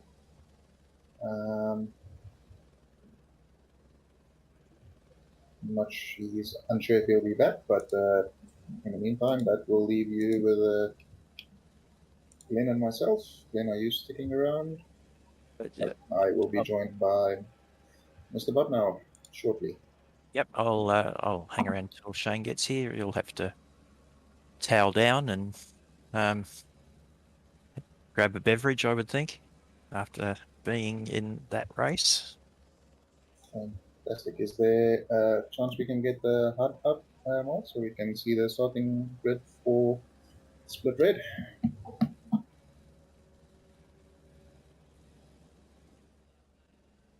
And also maybe have a look at that purple Merc with the green wheels, because that's mildly offensive.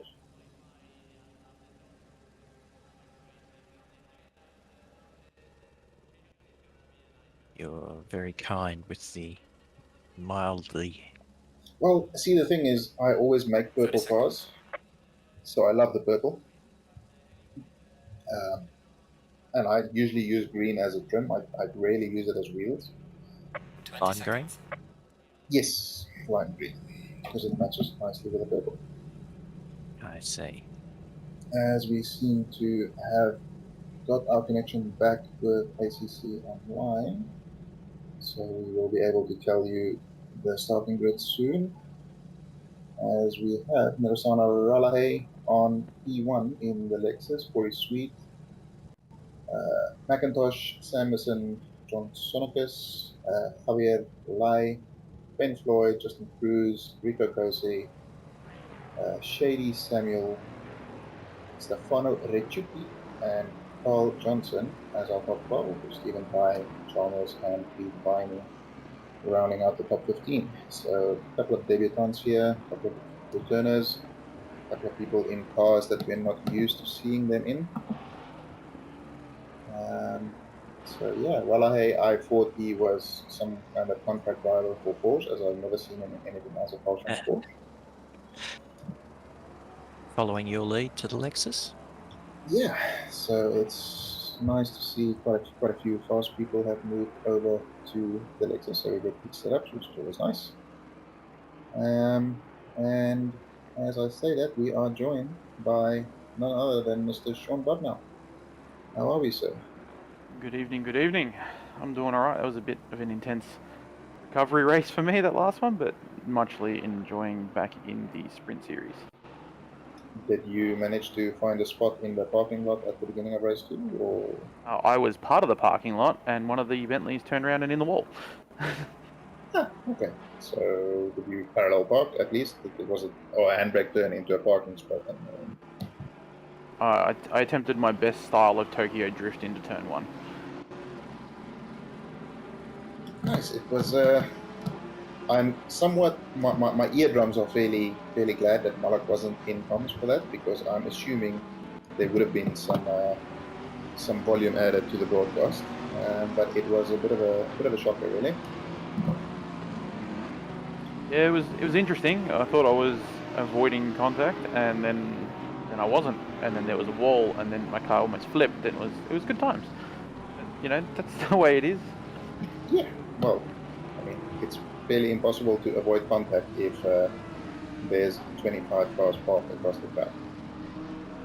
Yeah, my car's not that small. I mean, it is the boat after all, so I think it's one of the widest out there, so it is definitely not going to get through the tiny gaps that there was, unfortunately. Lots there for other people to hit.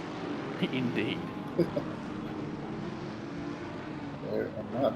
As they lead us around, I'll give you a breather so you can get ready for the second race, and I'll take us away on this one. Sounds good to me. Split Red, otherwise known as Split Blood or Split Death from last season. Hopefully be looking to shake that title coming into season 8 of the OOR Sprint Series. Come around the Parabolica, leading into the first lap of the season for them. It's Ralahay in the Lexus and Sweet on the front row. This will be a good little drag race. Lexus isn't particularly fast off the line, but let's see who gets to P1 first. As we go green? Light, give it all you Yeah, can. Maybe there. green. There we went. And the Bentley with a fantastic start there. That is McIntosh going on the inside. Sweet had a great start. He's squeezing in. Oh, that's very risky. That road runs out. Nielsen in the Audi is going to try around the outside. Sweet not wanting to let go of his hand. He's around almost. Luckily, most people avoid big Those contact. There's rejoins are a squeeze bit again. close. That was a interesting T1. I won't say it was clean, but at least nobody flipped around, although there is a yellow flag currently at T1. That's 3 wide disgusting. through Curva Grande is not something you see every day or really want to be a part of. You want to be make it 4 wide here, but oh, here we go into the braking zone. So The we'll be Lexus trying hold to off the Porsche. Oh, bit of a booty toot there, and Hello, around we there go. they Okay. 3 And seconds into my. G'day, gents, oh, how are we? No, yep, I've cursed it. I have cursed. Might be a safe How we going? No, maybe That's not. not right. Helps if I had voice activation so they could hear me. So, Absolutely. welcome to the broadcast. So g'day, Yeah, g'day, it's gents. safety car. There you go. My 3 seconds of commentating allows me to get a curse straight off the bat. I'm doing That's- well. You've Everything's just set a new died. record. How are we? Good evening, Malak. Can you hear me now? We can hear you, Hello, Molly. yeah, How yeah. are you, sir? Oh, I shouldn't have joined. Look what Yeah. happened. Have you come to yell at us No, for never. causing more crashes? Yeah. It wasn't great rejoins there, was there? Look, all I can dear. say is I think I've now taken the best spot for the quickest commentator curse. No chance, mate. Got you covered about 12 times. And I'm pretty sure JC's jumped in and added a really cracker one last night. But that is Monza. Yeah, welcome. Someone to did Monza. ask if that was a record amount of cars involved in Split Blue. Oh, it's going to go close. I'll tell you that. I'm I not mean, sure how many it's, was if involved. it's not a record, it's certainly top 3. Must be.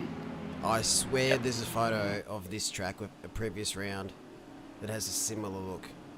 I swear someone I shared it on remember. Discord. That was the community race, wasn't it? Yes, that could be very We true. had a community race where I was in a GTR and I don't I care. was upside down at some stage. So it was a good start. That's Some of the just good best for crashes like. I've seen at Zandvoort. So I'm looking forward to bringing that one back. Oh yeah, don't remind me of Zandvoort. Ugh. Although I'm in the Bentley, so maybe I'm okay. Yeah, we'll be happy in the Bentley there. I can fix this now. double of that. Yeah, I'm not sure what happened with ACC TV before. It just really doesn't like that second race. It's back up now, and it's does look nice. Are you gonna bring back the little information box on the bottom right, or are we keeping it at? Not until I update it because I can't stand looking at that font. Okay. Yeah, I took the information was nice. It was just the font was a little bit. But I really do like the amount of extra information we get. It makes the qualifying so much easier to follow. Oh, it does. Looking at those deltas, it's so much more handy. Yeah, the Delta is a nice little touch, I might add. And it's the actual delta, which There you is go. quite helpful. Just for you, And Jose.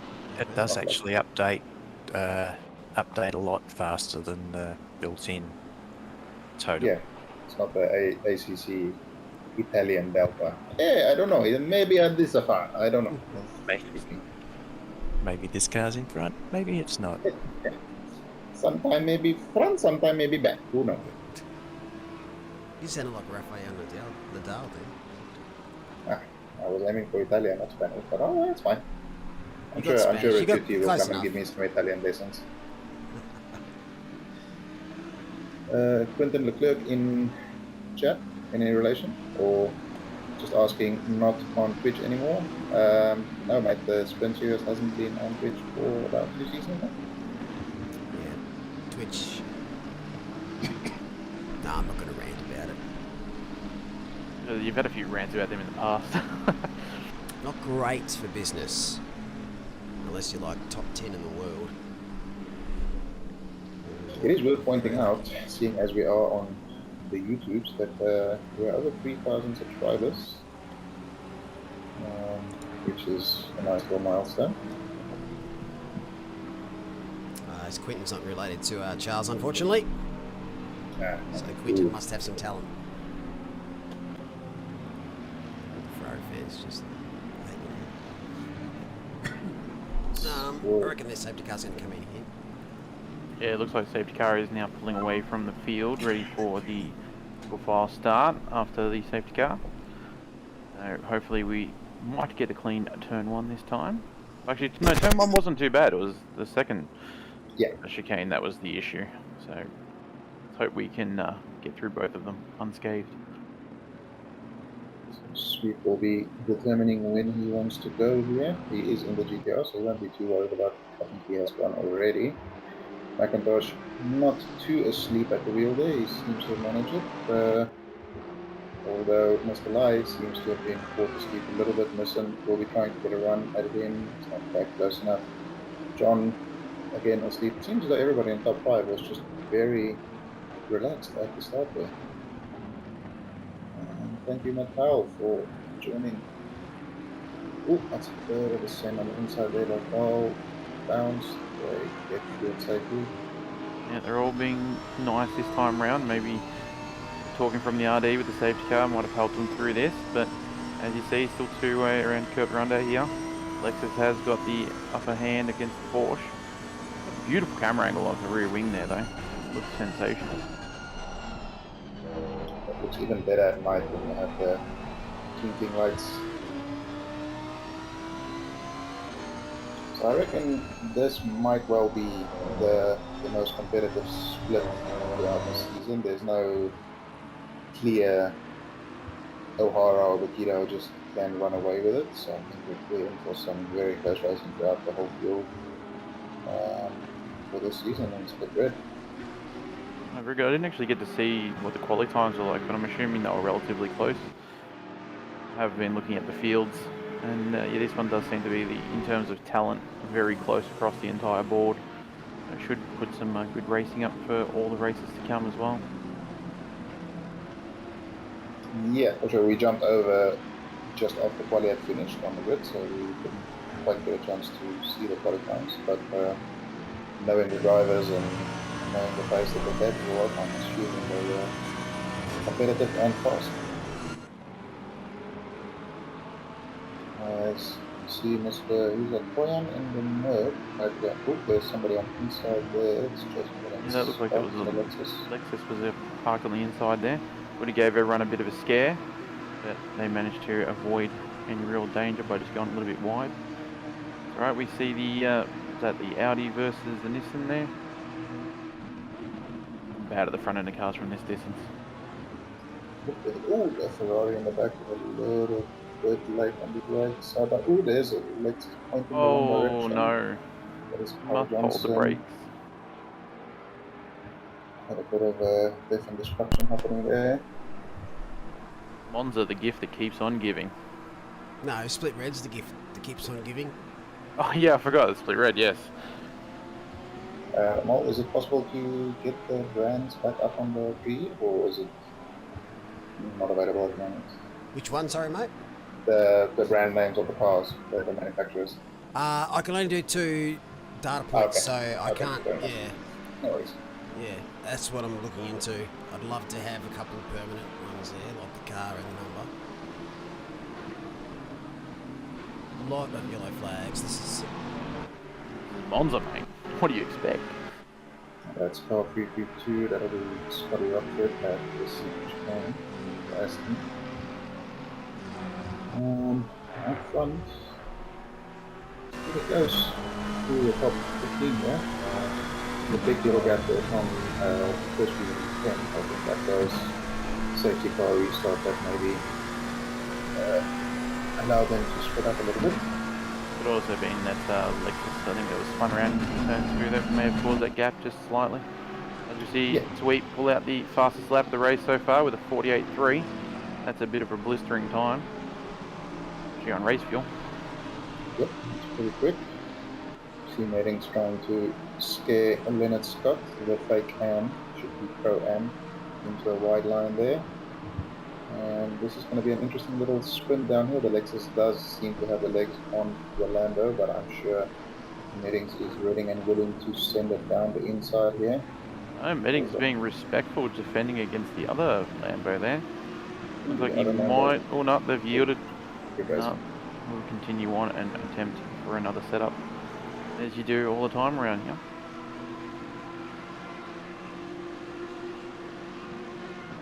The JC on board now in his silver McLaren. Not too bad. Oh no, we've skipped to Mr. Johnson. There's a bit inside. Oh, the contact between the Porsche. Oh, and it's returned to sender. That is unfortunate. see that coming. Yeah, you would think after 3 splits that people would start noticing that going side by side push cans generally ends in... Oh, there's JC off. Oh, and a Nissan as well, I think. That White, White, he's losing quite a few spots there. That graphic on the left is fantastic. It's so much easier to follow what's happening. I didn't realise it shows up. That's beautiful. That's a send. Oh, that's dead. Oh no! That's a Oh, 3 times. Okay. So that was like a Kovac death by proxy, kind of. He sent it in somebody else who sent it into them. Yes. Well, this split is like half Kovacs, isn't it? Pretty much, yeah. As you see Mary here on his comeback trail through the field. Sykes Fisselweight into a wide line out of Parabolica and seems to have gotten a good run on the exit. A little bit of rubber banding there, but Lexus does have the legs on the straight here. Should be able to just outbreak him and take the position quite safely. Yeah, this is a fairly easy overtake after that exit. I think just that little spook coming into Parabolica there was just enough to unsettle and get that couple k/h speed difference, and then the Lexus definitely had the legs. Get that nice and safely done. It is definitely a nice change of pace getting into the Lexus and not being intimidated by people trying to overtake you. Yeah, so Corey Sweet seemingly having a little race on his own here. Nobody really troubling him. Top 5 all running within about a second of each other, apart from McIntosh, who's about 2 seconds behind Sweet. Your brother up in the top 5, which is nice to see. Yeah, he actually qualified well for a chance, which is unusual. We might have some snow on a tropical island if this is the case. Yeah, he hasn't got the best track record for qualifying, but good to see him up pointy end of the field. See what the next 17 odd minutes of this race will bring. He might actually be able to get himself up onto the podium. Yeah, seems to have gotten a good run on lie out of Parabolica there, as Cruz is trying to get around Nissan as well. As we said, he sets the fastest lap. So, on board with Valentini here behind Tracy and Chalmers, who is running into 11. Not the best of today, and John is past him into P1 or into the first chicane. So, well done there. Team overtake, good racing by Lai as well. I'm sure Nissan will be hoping not to miss out on an opportunity here at Javier as well. With only being half a second behind, you'll definitely be trying to capitalise on it as well. And Monza's always hard. If you do one slight mistake on any of these corners, you do tend to lose that at least 3/10, if not more, without even really trying. So it's a bit of a punishing track in that regard. But as you can all see, they are very tight racing here, so it will possibly make the first mistake. It's anyone's guess. Yeah, it's good to see. I mean, as mentioned in the previous clip, we have Fabio Rahmat and Lai with one of his teammates. A few new guys joining the OOR Sprint Series from the leading of races, so welcome to them at OOR. They seem to be presenting themselves fairly well. The Dylan Pan has picked up a couple of wins already this season. Very good. Congratulations to those guys. Welcome, welcome. Stephen Pye here, he's finally ended his relationship with Audi and decided to get into a car that kills you even more often than Audi. So he does have a little bit right into the Parabolica there on the back of Shady Samuel, who is another debutant stepping up from the rookie series. He was quite a dominant force in the rookies, so really having fun playing with the big boys now. Yeah, it's good to see a lot of the rookies have taken it on themselves to join into the sprint season. And it is what can be a bit of a daunting jump, or at least appears to be. So the fact that they're in there and giving it a good crack, it's good to see. There are some very, very pacey people coming up through the rookies, and I'm sure we'll see much more from new rookie season this year as well. Yeah, it's definitely nice. It's as I said in the previous race, it's a good advertisement for the rookie series to show that the guys can develop and come into the sprint series and be immediately competitive. As Convoy tries to defend against Ronquillo into T1. I'm not sure which one is which one because they're both grey.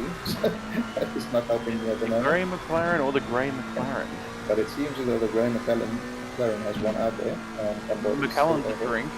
Yes. Okay, I haven't had any McLaren before, so that's just so. We see a bit of a dive here. This never ends well into the chicane, but they pull it up. That was. There's another grey McLaren. What is going on? 4 grey McLarens. 5 grey McLarens. Did they have a meeting or something? Yeah, they've got the grey McLaren club. Good. Now I'm struggling to say the word. Oh, and we see no! Into a grey one, and the Lexus pulls it up just behind them. That's Annie, who stays out of trouble. Oh, no, sorry, that was Ivani.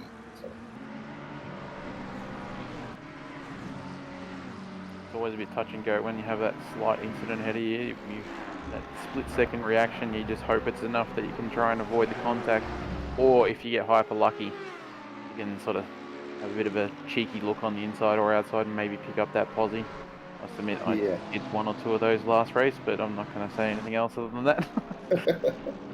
Many cases where you react by braking and the car behind you doesn't react quite as quick as you'd hope, and you both end up with a couple of seconds worth of damage.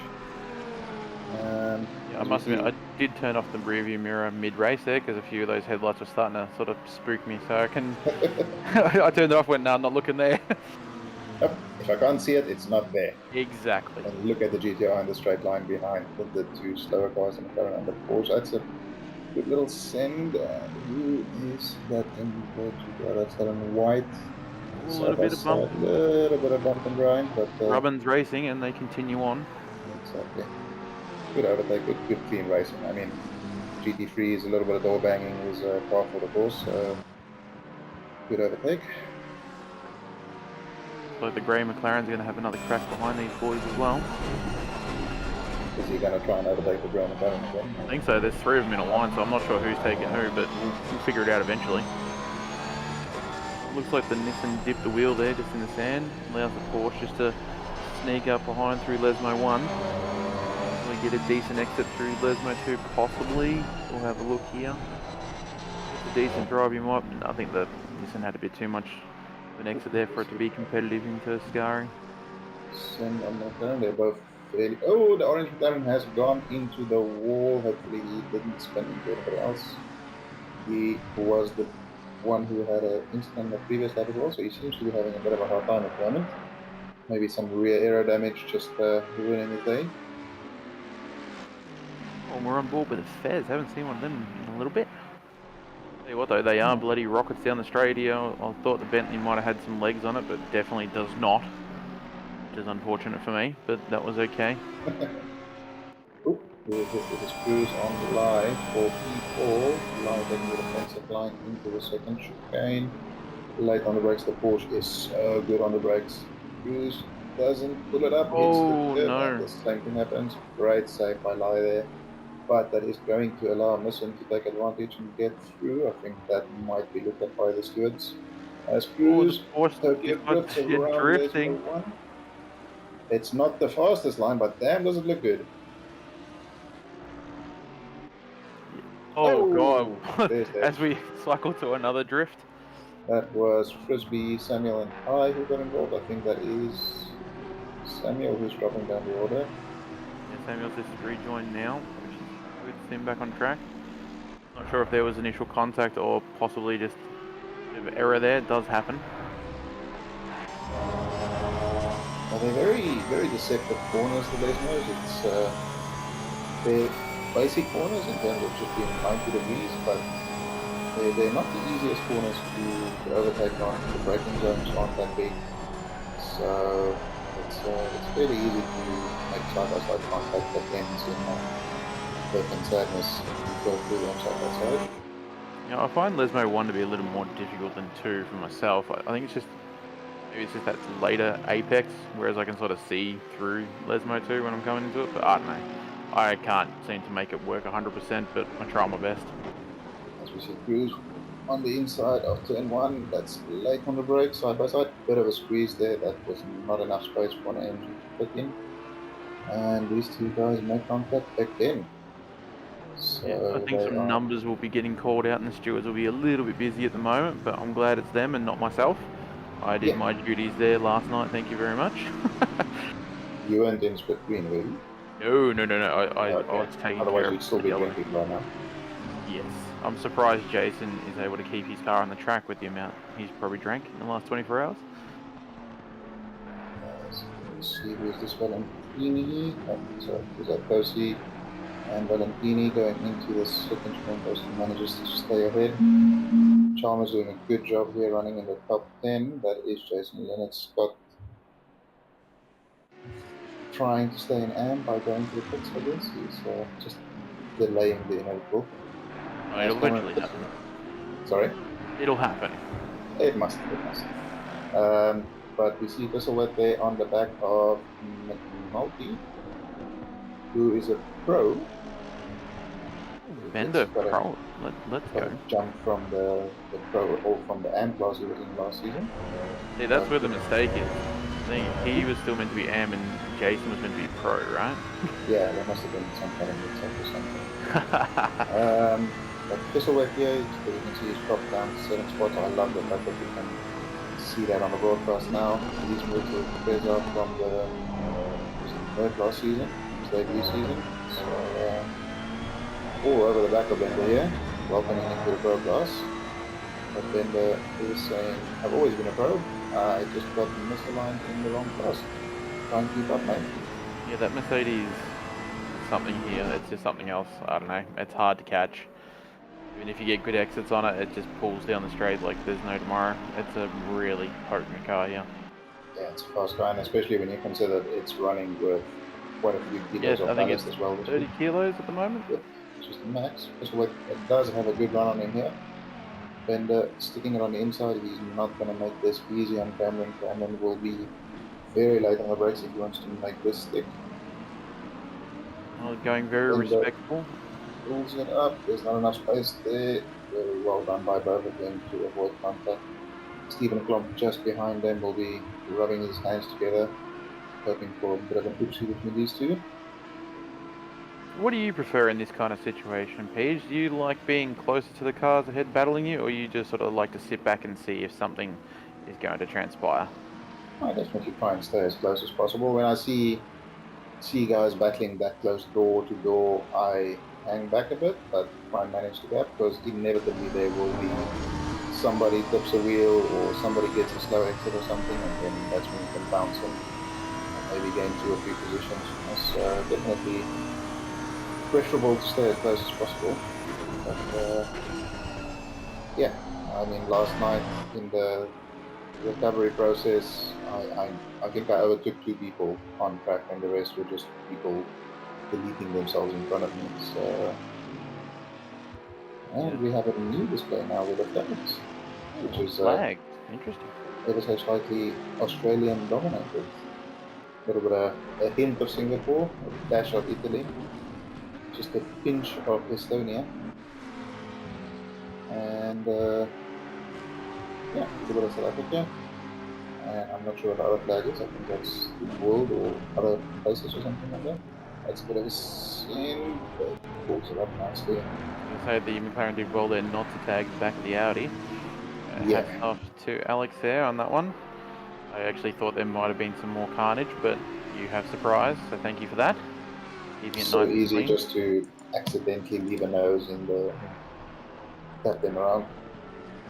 Yeah, it gets pretty deceiving as well when you get that little bit of a toe. You think your braking marker is where it is, but you've gained 5-10 k's. Overshoot it by half a car length, and it's ends in tears and sadness, unfortunately, as I think he goes slightly wide there on that Lesmo, but jumping Yeah, up right. through the field here onto Lai. I think he's going to try and see what he can do here with, I think there's a little bit of flashing going on there. Didn't really see much of that, but that's alright. See what he goes for Ascari. Will he get a decent exit with the Merc? It looks good. He's got a nice slipstream with this Lamborghini. See whether he's going to try and maybe squeeze into the outside, depending on the toe. Sure. Having spent a fair few laps looking at the back of Ricciuti's car, it's not as simple as just driving past him. He makes you work for it. So Lai is gonna have to get up a bit early in the morning to get one past him. Not to mention the Lamborghinis are incredibly quick down the straights here. Yeah. Again, one of the cars running with a ballast, but still incredibly competitive. So I think that Bit of a points. late dive. Yeah, On the other side, potentially. Gonna look for the little switch back here, but he's gone a bit wide into T2 there. Should to say for the moment, this is getting quite spicy here. Chalmers. Again, Valentini on the inside of Kosi, looking for the switchback to get a run on him. Chalmers doing very well just to make that Lexus as wide as possible.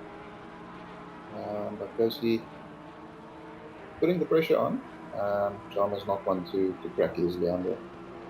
Yeah, I have to agree with you there, Diabol's in chat. Very nice, clean racing indeed from some very good groups of individuals on track at the moment. It is fantastic to see, especially for, it's been however long now since the last season that, there's some cobwebs in the works of a few drivers, myself included.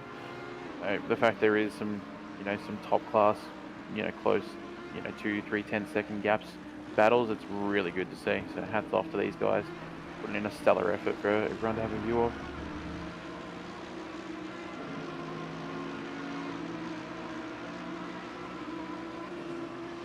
So yeah, this battle continues. Kosi still trying to find a way past that Lexus of Chalmers there. Chalmers not really putting a foot wrong at the moment. Audi seems to be a fairly strong car around here. Kosi is no slouch in that thing. So Chalmers doing a respectable job here of keeping him behind him.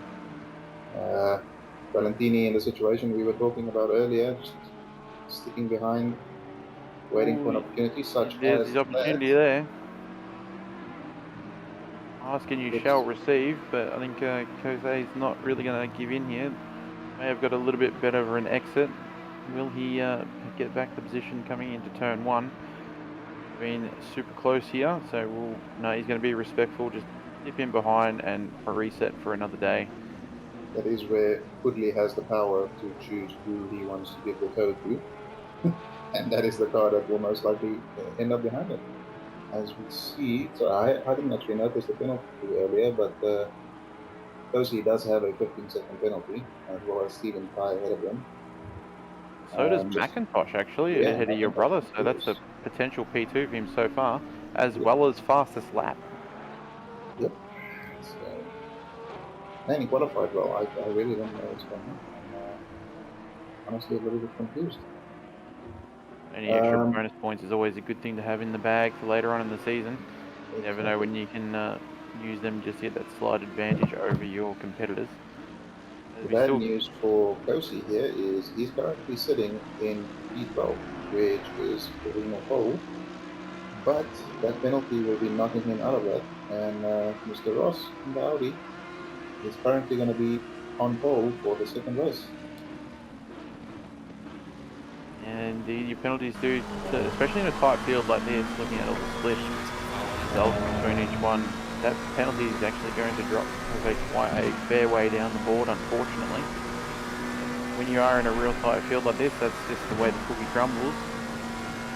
You know, there is always that super quality to come out in the next couple of minutes once this race ticks over. And hopefully he'll be able to get himself back up into the pointy end of that. The reverse grids are always good fun. Yeah, it is. I mean, Monza is like the best and the worst track for that, because Monza turn one is obviously a thing, but it's also a track where overtaking is fairly easy to do. So yeah, it's a good track for making your way back through the field and trying to generate some overtakes. But yeah, the opportunity of the super sprint, if you have a rocky first race, it is nice that you can still have a shot at a good result come the second race with the extra qualifying and the reverse grid up the front. Yeah, I think the new well, not the new format, but I think it was introduced last season, if I was mistaken, might be.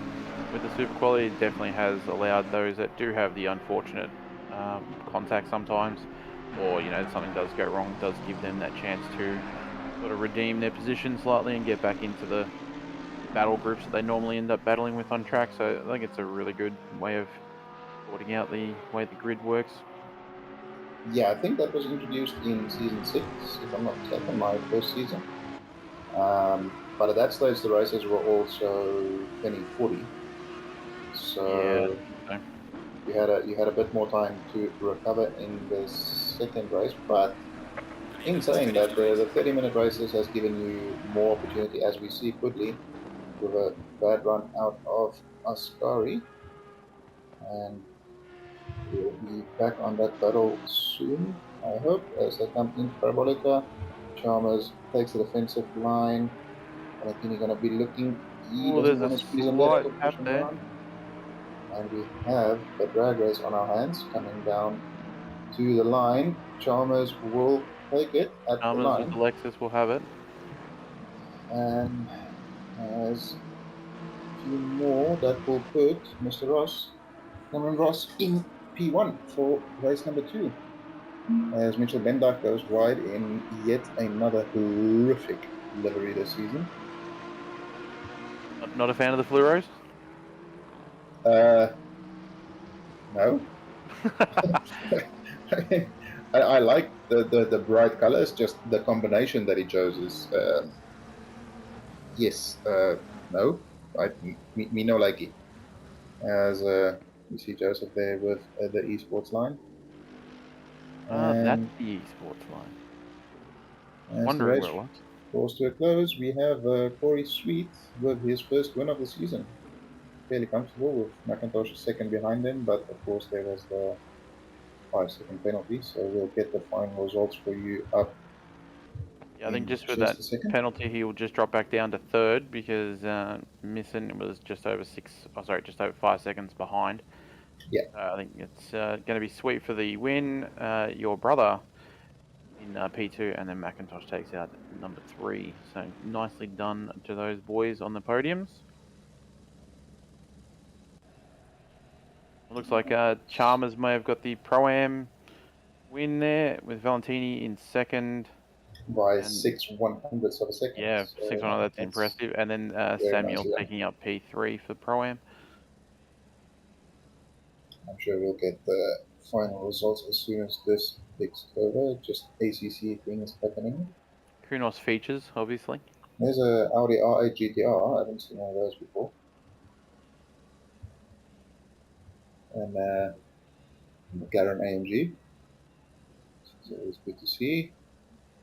What is that one? Right, that's a Porsche and a McLaren inside of each other. Yeah, Porsche McLaren. It's interesting design. Yeah, it's the grey McLaren if we weren't confused enough. I don't know which one, but it's the grey one. The grey McLaren, he says. There's a McLaren GTR as well. A McNissan. That's just a an Audi. nice livery on Cozy's car though. Really like that Audi.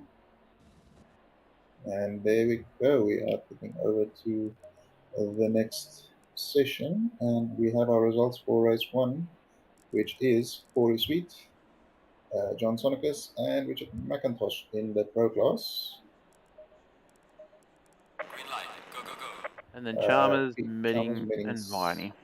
That doesn't seem right. That seems wrong. Not the race results, I don't think. There we go. There we go. Chalmers, Valentini, and Samuel, and then in the AM class we have Munoz, Ronquillo, and Joseph.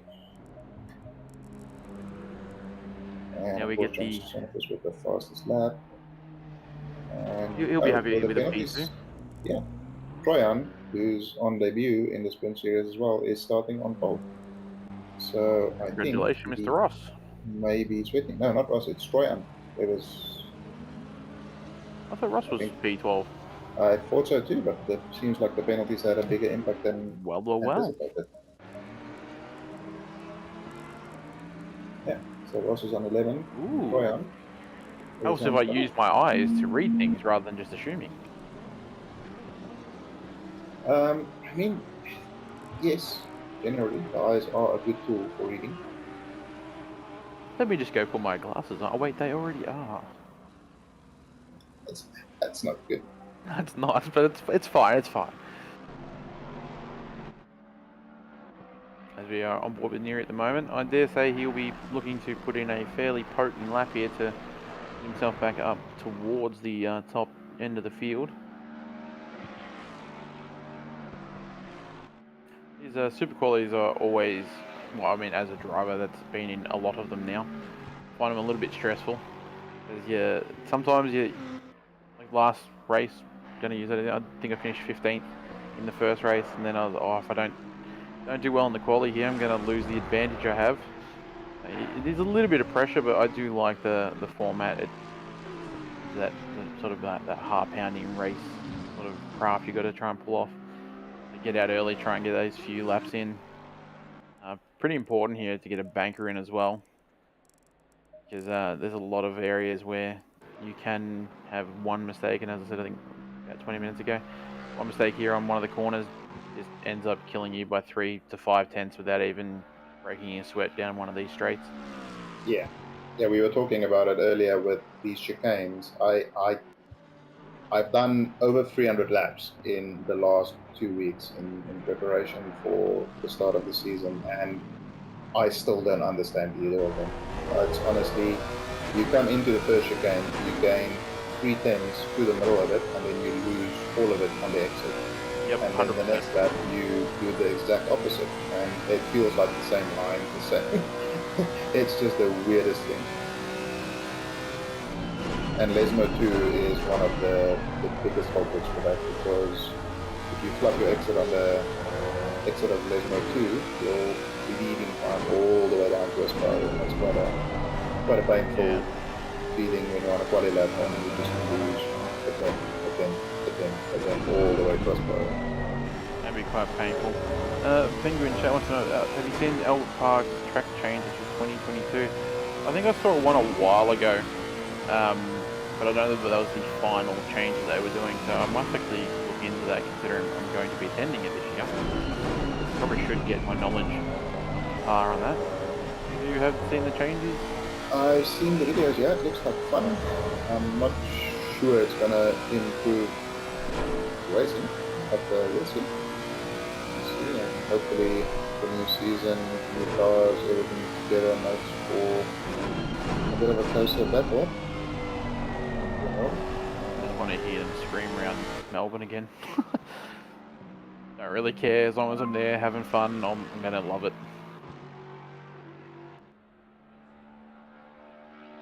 Pete Viney with a 48.2, that is a very nice lap. And then Relahi goes, no, I'm going to go even quicker. I think that was Relahi with a 48.2. Oh, and then Koze goes, no, I'm going quicker again.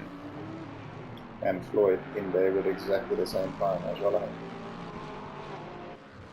Wow, So, who will take this out? The Audi, the Lexus, or the Nissan so far? That is some ridiculously close times.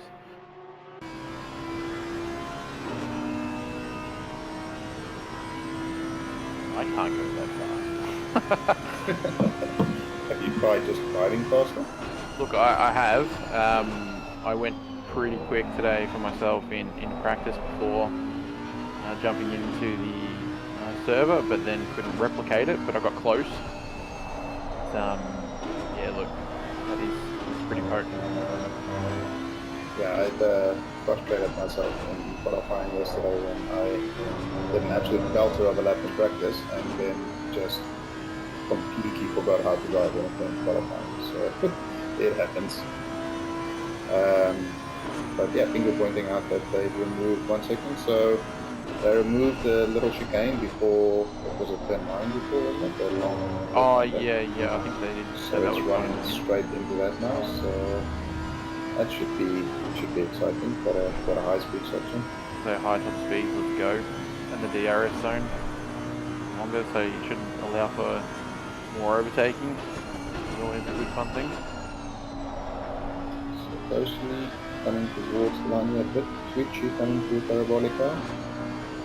Sure, it's not going to be a particularly fast lap. Maybe a low 48, not sure it's going to improve. No, he's not improved, but Ben Floyd certainly has, and he goes provisional pole by almost 4 tenths with a 47.8.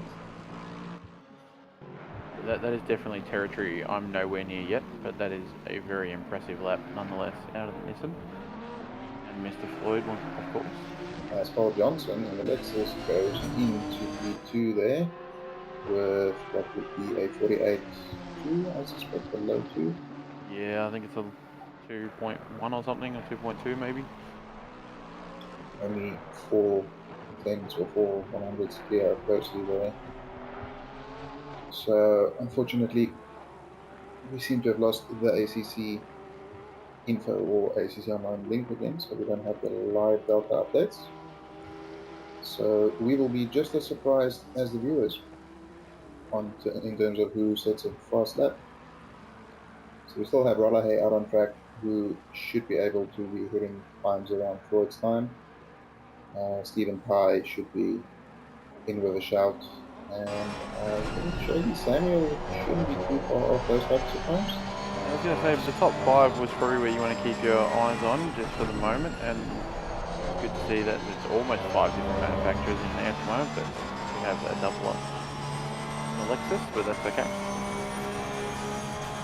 Floyd, of course, still on track, so he could still potentially improve. Rolahe is coming through Parabolica. He's going to cross the line with enough time for an additional lap. So if this one doesn't get him where he wants to be, he still has one more shot at it. Hasn't been improved from what I can see. Stephen Pye on a lap here. The delta on the dash doesn't seem to be working, so I can't tell if he's up or not. This will be his final. We can't see that. Sorry? It's a bit unfortunate that we can't see the deltas and that on Yeah, the dashes, but ACC is just ACC things, I guess. You know, the features of Unos and whatnot. I mean, they can figure out how to do, as Stephen Hall goes P7, they can figure out how to regulate the physics of a tire model, but they can't figure out how to tell you how far the car behind you is, which is always fun. Yeah, exactly. Strongboy puts in a good lap there to go P8.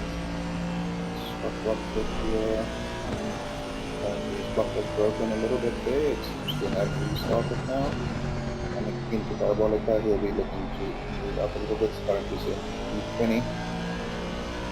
Will he be able to improve as he comes towards the line? Gets a good drive out of there. That was a smooth exit out of Parabolica.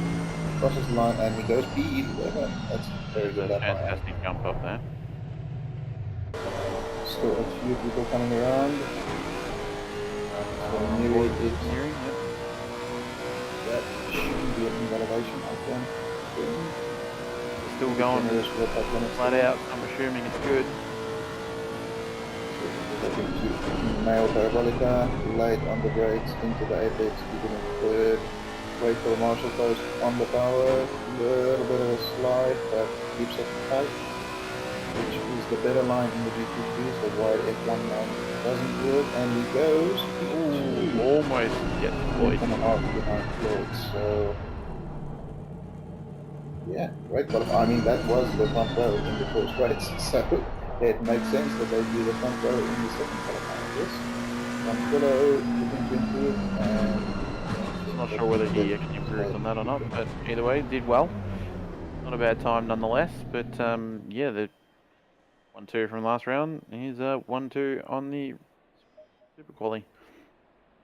And as we see the grey McLaren there, next to the grey McLaren. Yep, love it. For those just tuning in and unaware, we are on the second race of the split. And in the Super Sprint rounds in OOR, the second race is a reverse grid for the top 12 of the first race, and 13th and down qualify again. So who you saw qualifying pole now will be starting in 13th. Just in case they start and you're confused why P1 is actually P13. And the joys of the reverse grid always have the delayed start as well, so even though it may look like they crossed the line, they might not just be under greens just off the top of the bat, but they will get up to speed relatively quickly nonetheless. So this is the part of the night where you figure out who's practiced and who hasn't practiced. People have setups loaded for 16 degrees. Other people are figuring out how many clicks they have to go up on their tire pressures. Some people are going down on tire pressures. It's always fun when you're panicked and unprepared. I may have been one of those people going up on tire pressures. Stop giving away my secrets, JP. So Iamon, if you're asking for a McLaren spec series, just watch Split Green. Basically, that's basically a McLaren series anyway. Yeah, maybe we can send them a bit of a message, say that all McLaren's going to change their liveries to the grey cars. Please no. But please no. Actually, I mean, I know it's been discussed that yellow wheels on a car don't work, but it's not awful on this grey. I was about to say it kind of works with the grey McLaren at the moment. I'm not exactly hating it. I think. Rich, what does he say? Yeah, I'm going to go with it says I love Mullock. I'm sure it's got like a big love heart and, you know. I think it says, don't forget to like and subscribe or Max doesn't get fed. Oh yeah, we got to get Max fed. Is it 100 likes he gets fed? Yep. Marco Troyan here on debut in OR starting from P1. I think his butt cheeks will be taking bites out of his seat at the moment. He'll be fairly nervous. I do love his livery though, actually. The more I see it, I actually quite like the purple on the green.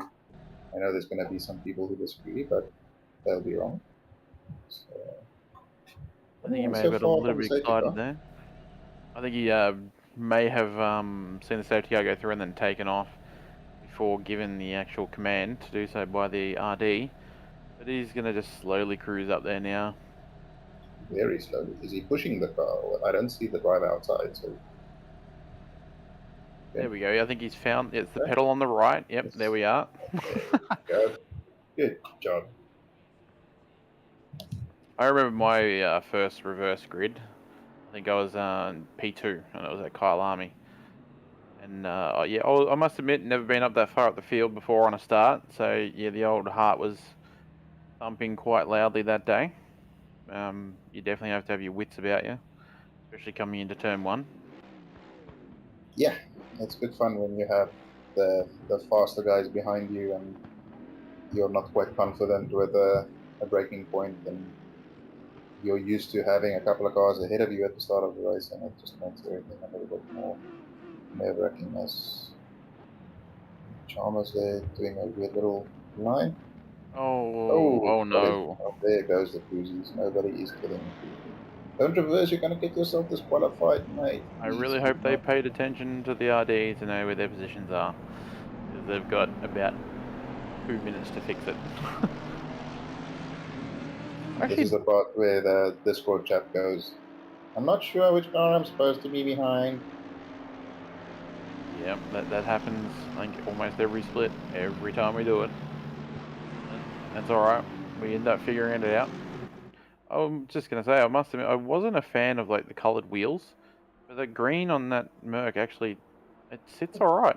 It works actually. What do we think in chat? I know there'll be some strong opinions on that, but the color, that like the dark purple and that bright green, it just pops. It just looks nice actually, and it's chrome wheels as well. So I mean that obviously helps. Yeah, I'm not a fan of chrome normally, but it works. So yeah, as they have lined up, we have Troyan in first. Hello, Corn Gabriel Peterson. Cameron Ross in second. Valentini third. Chalmers in fourth. Cruz in fifth. Lie in sixth with Shooty, Frisbee, Nissen, McIntosh, Sonicus, and Sweet is your reverse top 12 from the first race. And then Floyd down onwards are the ones who battle it out in Super Quali. Yeah, I think Floyd and Relahe, all that have done really well in the quali. So the actual, literally from P5 down, is going to be one hell of a battle trying to work through the front end if they get through sector 1 clean and whatnot. So it's going to be some spicy racing. I think we're in store for the next half hour. And since you did the start of last one, I'll take control this one and see if I can potentially not cause another curse. Yeah, please try and save the violence. This is a friendly YouTube channel and we do not condone violence, mass murder of car-on-car action. Hopefully they maintain the gaps a little bit. It's always a bit tricky for guys doing it for the first time. Guys are used to using a widget that gives you a little green line to follow. Here it's up to you to make sure that you're going at 80 kilometers an hour. As we can see now, they're in their double file positions, maintaining that roughly that 80k kilometer hour start. The gapping doesn't look too bad here, so we can see Troyan leading Ross into the start of this race. Remember, we do have a bit of a delayed start due to the reverse grid. So the lights only go green when technically P13 crosses the line. So we see the Merc versus Audi here as they go trundling past the safety car.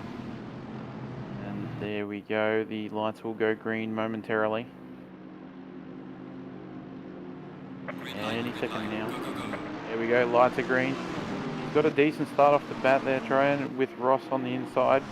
Looks fairly clean. That McLaren behind is looking a little bit spicy, but they're being very respectful. Oh, comes across the nose a little bit cheeky. Gets the job done and maintains it. Oh, he's gone through the chicane. You'll have to back off a little bit as we see a little bit of bumper to bumper. Oh, it's a bit of a car park. We see a couple cars around, and I dare say that might... Oh, yeah, there's some more contact. I dare say that is now a safety car feature. And I am 2 from 2. There we go, YouTube. Well done, Oski. Thank you. This is what I'm here for. Take that, Yeah, so Mullock. safety I'm car was 2 from just 2. about to crack a beer. Yeah, And he you've thought just you ruined his evening, is what you've done. I have. I've just absolutely destroyed the safety car's evening. He thought he was done. No, sorry, buddy. turn that car back on and go park at turn 1. So it seems as though, I guess we'll see on the replay, but it seems as though they went 3 wide on the exit of the chicane there, and just a little tap on the nose into somebody else, and all hell breaks loose. And as you can see in chat there, my so-called endurance partner, yeah, so what if I was caught in a 25 car pileup? I didn't cause it.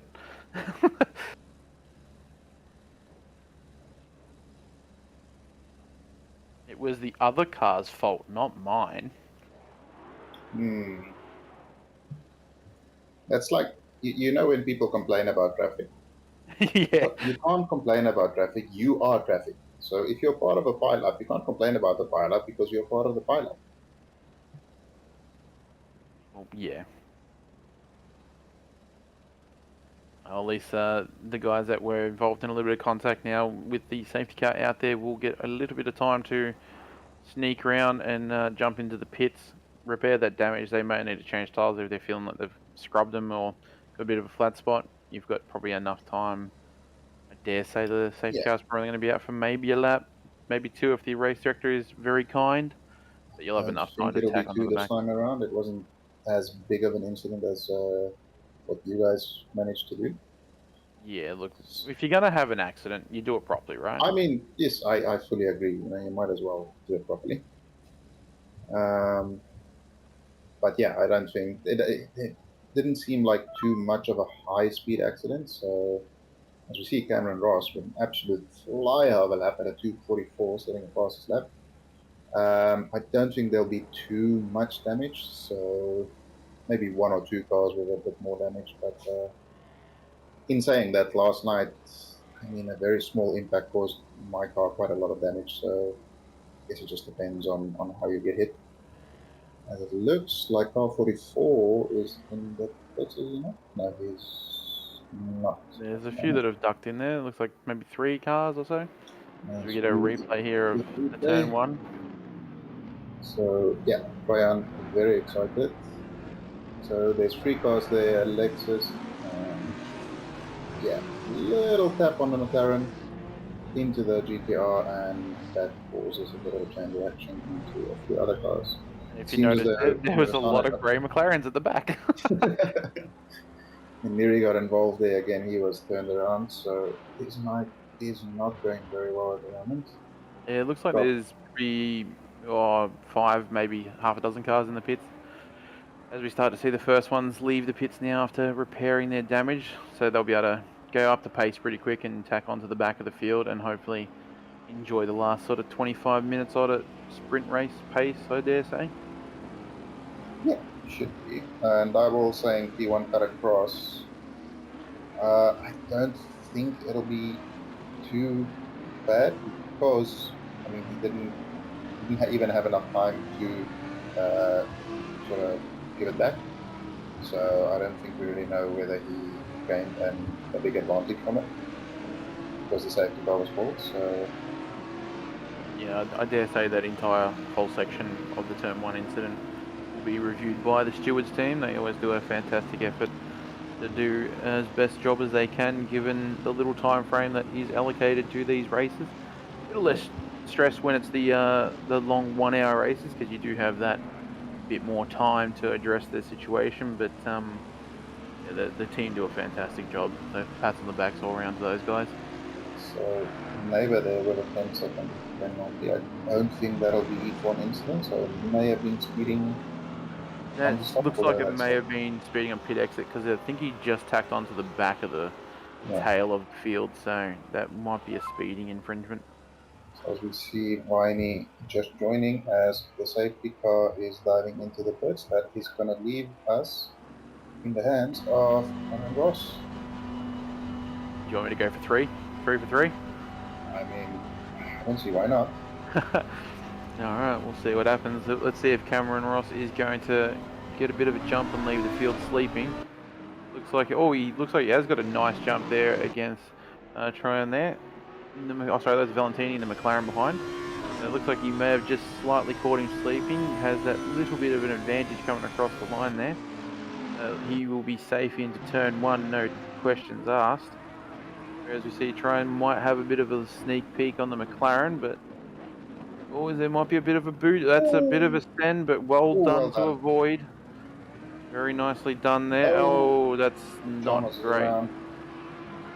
Well there to exit stage left and let the racing line nice and clean. As they continue on through into turn 3, it looks like they may have sorted out their little argy-bargy going on. As we're on board with Sweet. I believe that is McIntosh just said, no, that's a Porsche head. I don't know, that's Cruise, I believe. Well, Cruise, late on the brakes, the Porsche is good. They come through the second chicane, heading up towards Lesmo 1. Everything looks pretty clean. Really, I mean, apart from John was doing a pretty good 180 there, it seemed fairly respectable in terms of a start. I mean, the safety car restarts are in general a bit cleaner because it's more single file than the rolling starts, but yeah, not too many incidents. Troyan did very well to avoid a big accident there by missing everyone. So yeah, we are finally off and racing. Very nice. That is And one yeah, of my favorite angles at night. Yeah, that's probably it does look good. And yeah, we just got confirmation there from Matty Power that the 10-second penalty that we saw pop up there was for the exit of speeding in pits. So we have Corey Sweet and Gonzalo Castillo top 2 from the first race. They seem to have come through the chaos of the first half fairly unscathed, so they'll be looking to make their way forward. As we see Koze and Nissen back into the battle already, even though they And just had half hour of it. Ooh, this is going to be spicy. Turn 1, don't make it too wide.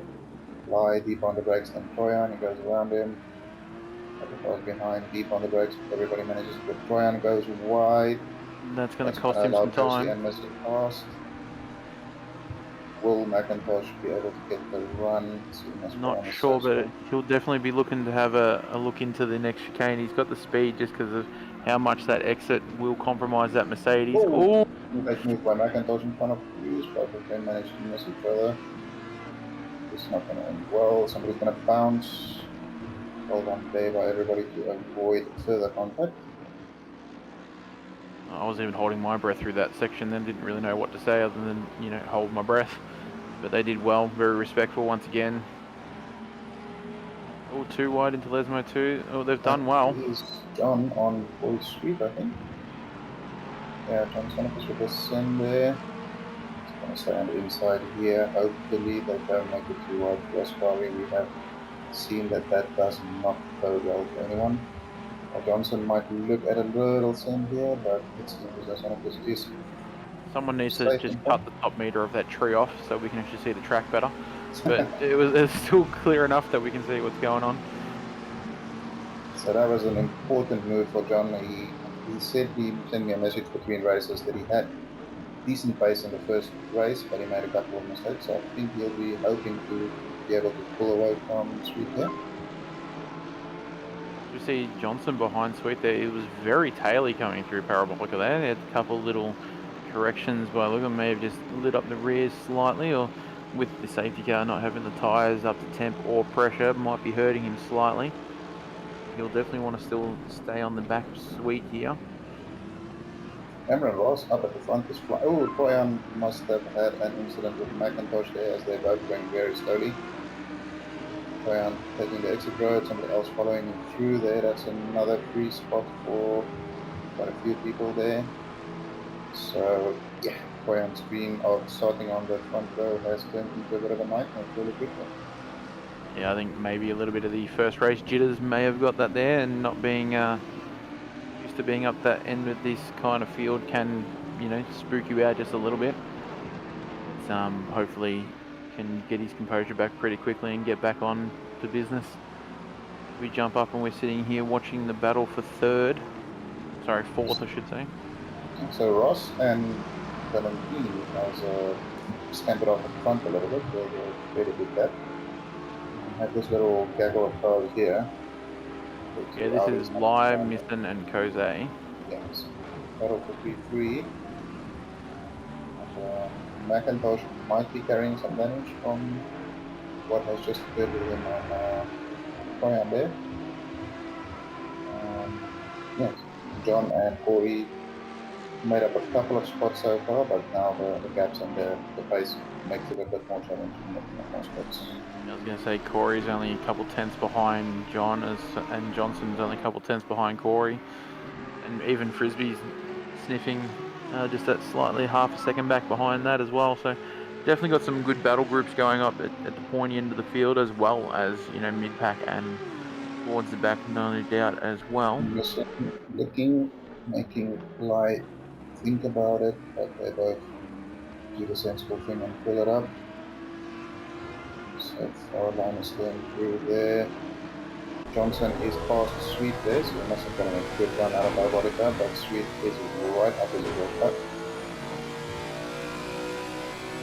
Look, I'm not sure I'd want a Nissan that close to me on this track at the moment, to be completely honest. They are a bit of a beast here, but he's definitely taking the defensive line. But will he have a bit of a sneak?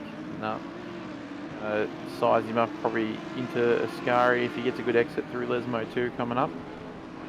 Just behind Frisbee is now tacked onto the back of Sweet. Frisbee might be going, I want a piece of the action as well, thanks. I've seen two of you do it. I want to be the third. Frisbee, of course, another one of our rookies that have just stepped up and just has incredible pace for somebody who's just graduated rookies. I mean, there are a lot of experienced drivers who come with rookies. But yeah, it's always nice to see them come in and fight for it at the pointy end. Yes, indeed. And Diabol's, yeah, I think a few people have sort of said that about the brake markers once the night sort of kicks in, that it does get that a little bit harder. I think it just depends on what your brake markers are. I didn't find it too bad during my night race. I'm not sure how you were, JP, but... No, I have to say this is one of the tracks where that's not too big of an issue because like turn one, the brake marker is a fairly obvious sign far away from the track. So there's certain tracks like Hungary and places where I use tire marks as a brake mark where I get stuck as soon as it goes up. See your brother get fastest lap for the moment yet again. So we'll be looking to get onto the back of Blues as McIntosh has picked up a 5-second penalty. I'm not quite sure what that will be for. That might have been, as we saw, the Mercedes of the name. Yes, might have been the contact potentially between those two. As we saw them slow through that turn one chicane about a lap and a half ago. See, Ryan has completely dropped out of the top 23, so I'm not sure if he dropped into the pits or something like that. Also interesting to see that Rollahay is nowhere in that top 23. Paul Johnson getting a poor run out of the second chicane there, allowing Sweet to get through.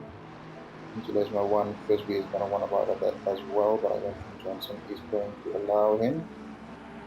I don't think he was quite close enough to capitalise on that situation, but considering how close these guys are racing, he's definitely in the mix where if something does slightly go wrong, he's going to pounce.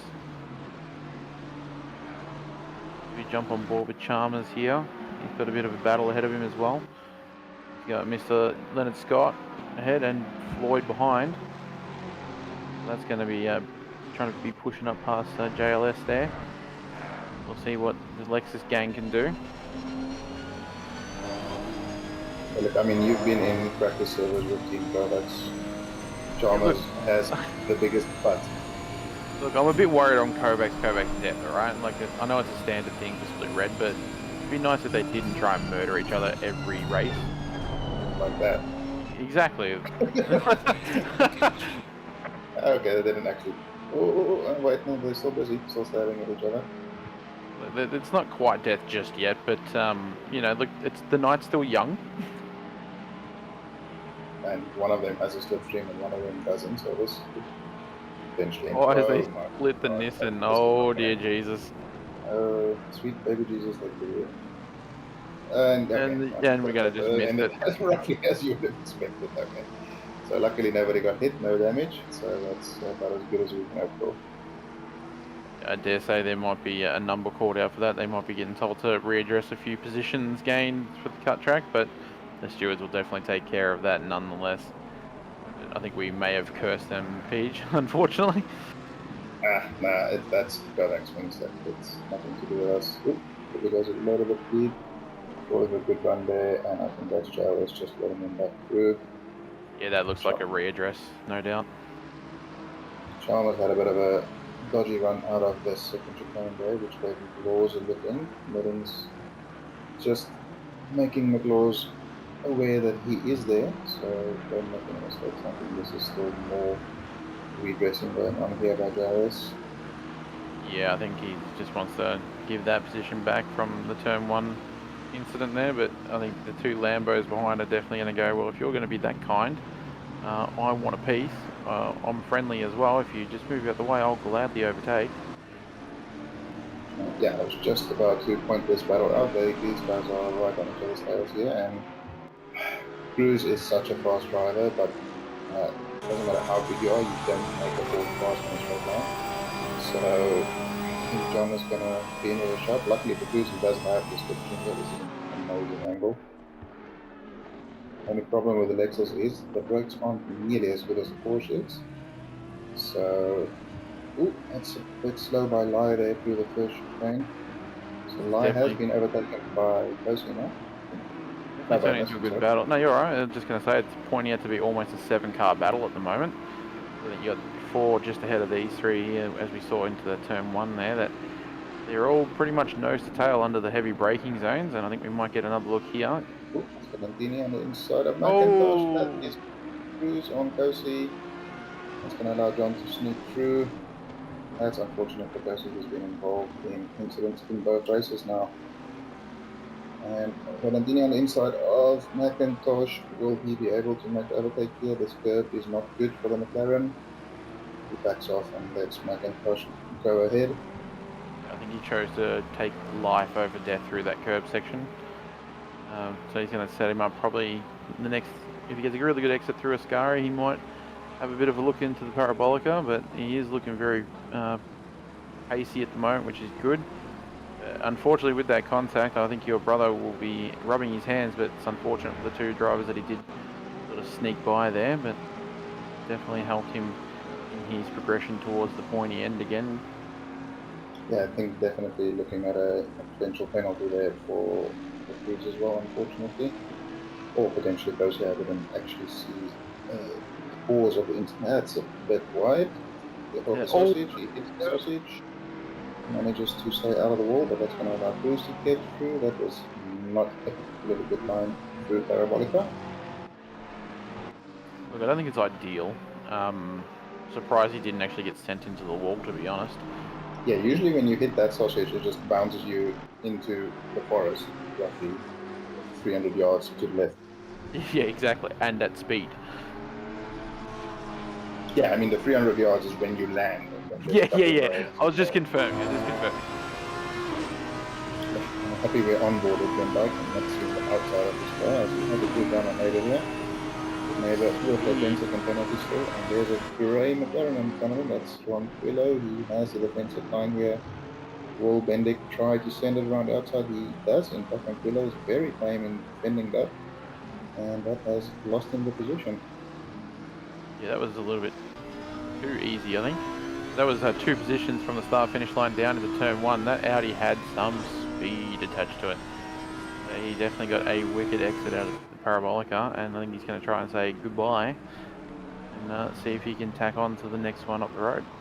Yeah, I must admit, in last night, with the amount of McLarens that we had in split green, it wasn't particularly strong in a straight line. I mean, it's obviously very good through the mid-speed stuff like Ascari and stuff, but in a straight line, it was pretty poor, actually. As we see, who is that, Lee and Thistlewaite next to each other, or no, Leonard Scott on the outside of Thistlewaite. Oh, great move, he makes it stick. That is a pro-am move if ever I've seen one. Yeah, definitely going to get moved with Prime, I think. Oh, a little bit wide there by McLaws. That should allow Frisbee. Frisbee must have been involved in an incident. He was running P12 earlier. He's currently in P19. Should be P18 now with McLaws' mistake. Well, we see a bit of yellow through Ascari as well at the moment. Looks like it's like 7. Sorry, that looks like Convoy. I think it's 117. So I think that might be good old JC. Hopefully. There it is. Yeah, JC there it is. McLaren. Oh, it's one of the grey McLarens. Oh, I was confused. That is unfortunate to see. Oh, and there's another penalty for Cruz, 10 seconds as we expected. Valentini has also made his way. Oh, that's a bit of a line by Chalmers there. Allows Sky to get through. He loops it onto the racing line ahead. Oh, I think most of them Leonard actually Scott. avoided contact there, so that was very good reactions to those right behind that spinning Lexus. Hopefully no one got murdered. There is still a yellow flag. It's clear now so far. Hopefully nobody else has made contact there. Stephen Hopefully Fry that was. just in the way. So yeah, Leonard It Scott's. looks like they got through it all right, but if there Yeah. was any contact, it'd be very minor. I think this might be With happened to numbers and JC. things.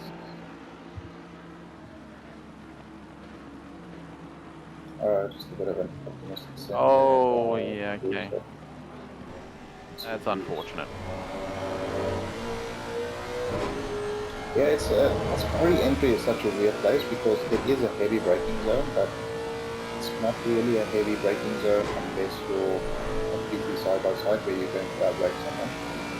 So a little bit of a look into Parabolica, just trying to make Valentini wins. Valentini Looks didn't like the seem winch to has affect worked. fire, but he gets a great run out of Parabolica. He should be able to just drive past him. Yeah. Yeah, the speed difference of that Cruz, Lexus is crazy. Cruz with a 47.8, which is nothing to sneeze at. And cut in front, and Valentini will probably look at braking late. John pulls it up nicely, hits the apex, good clean overtake. Moves up into P6, P4 provisionally with the penalties. If they can close down the gap again. I was about to say, with McIntosh and Cruz with penalties, he'll be looking at closing that gap just ever so slightly to jump up. Yellow flag in Parabolica again. Somebody seems to have come a copper.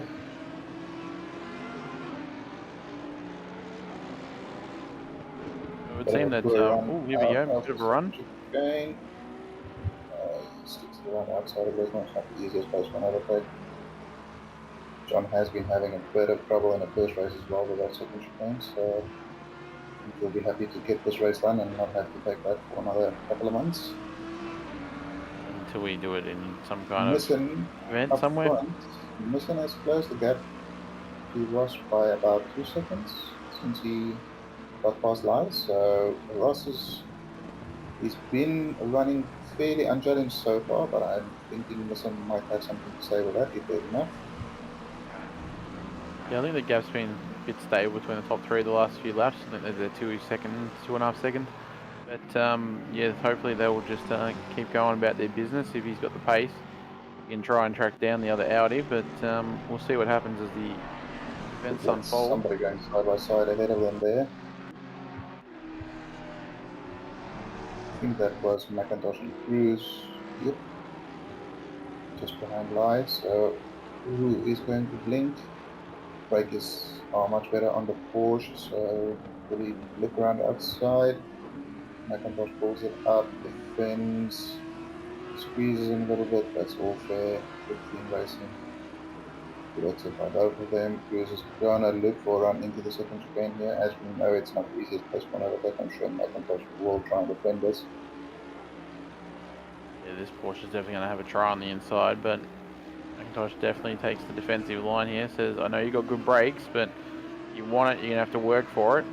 It's gonna bounce in. There we go. Oh no, there's the contact. And John gets caught up in that as well as Valentine. John will have quite a bit of front damage there.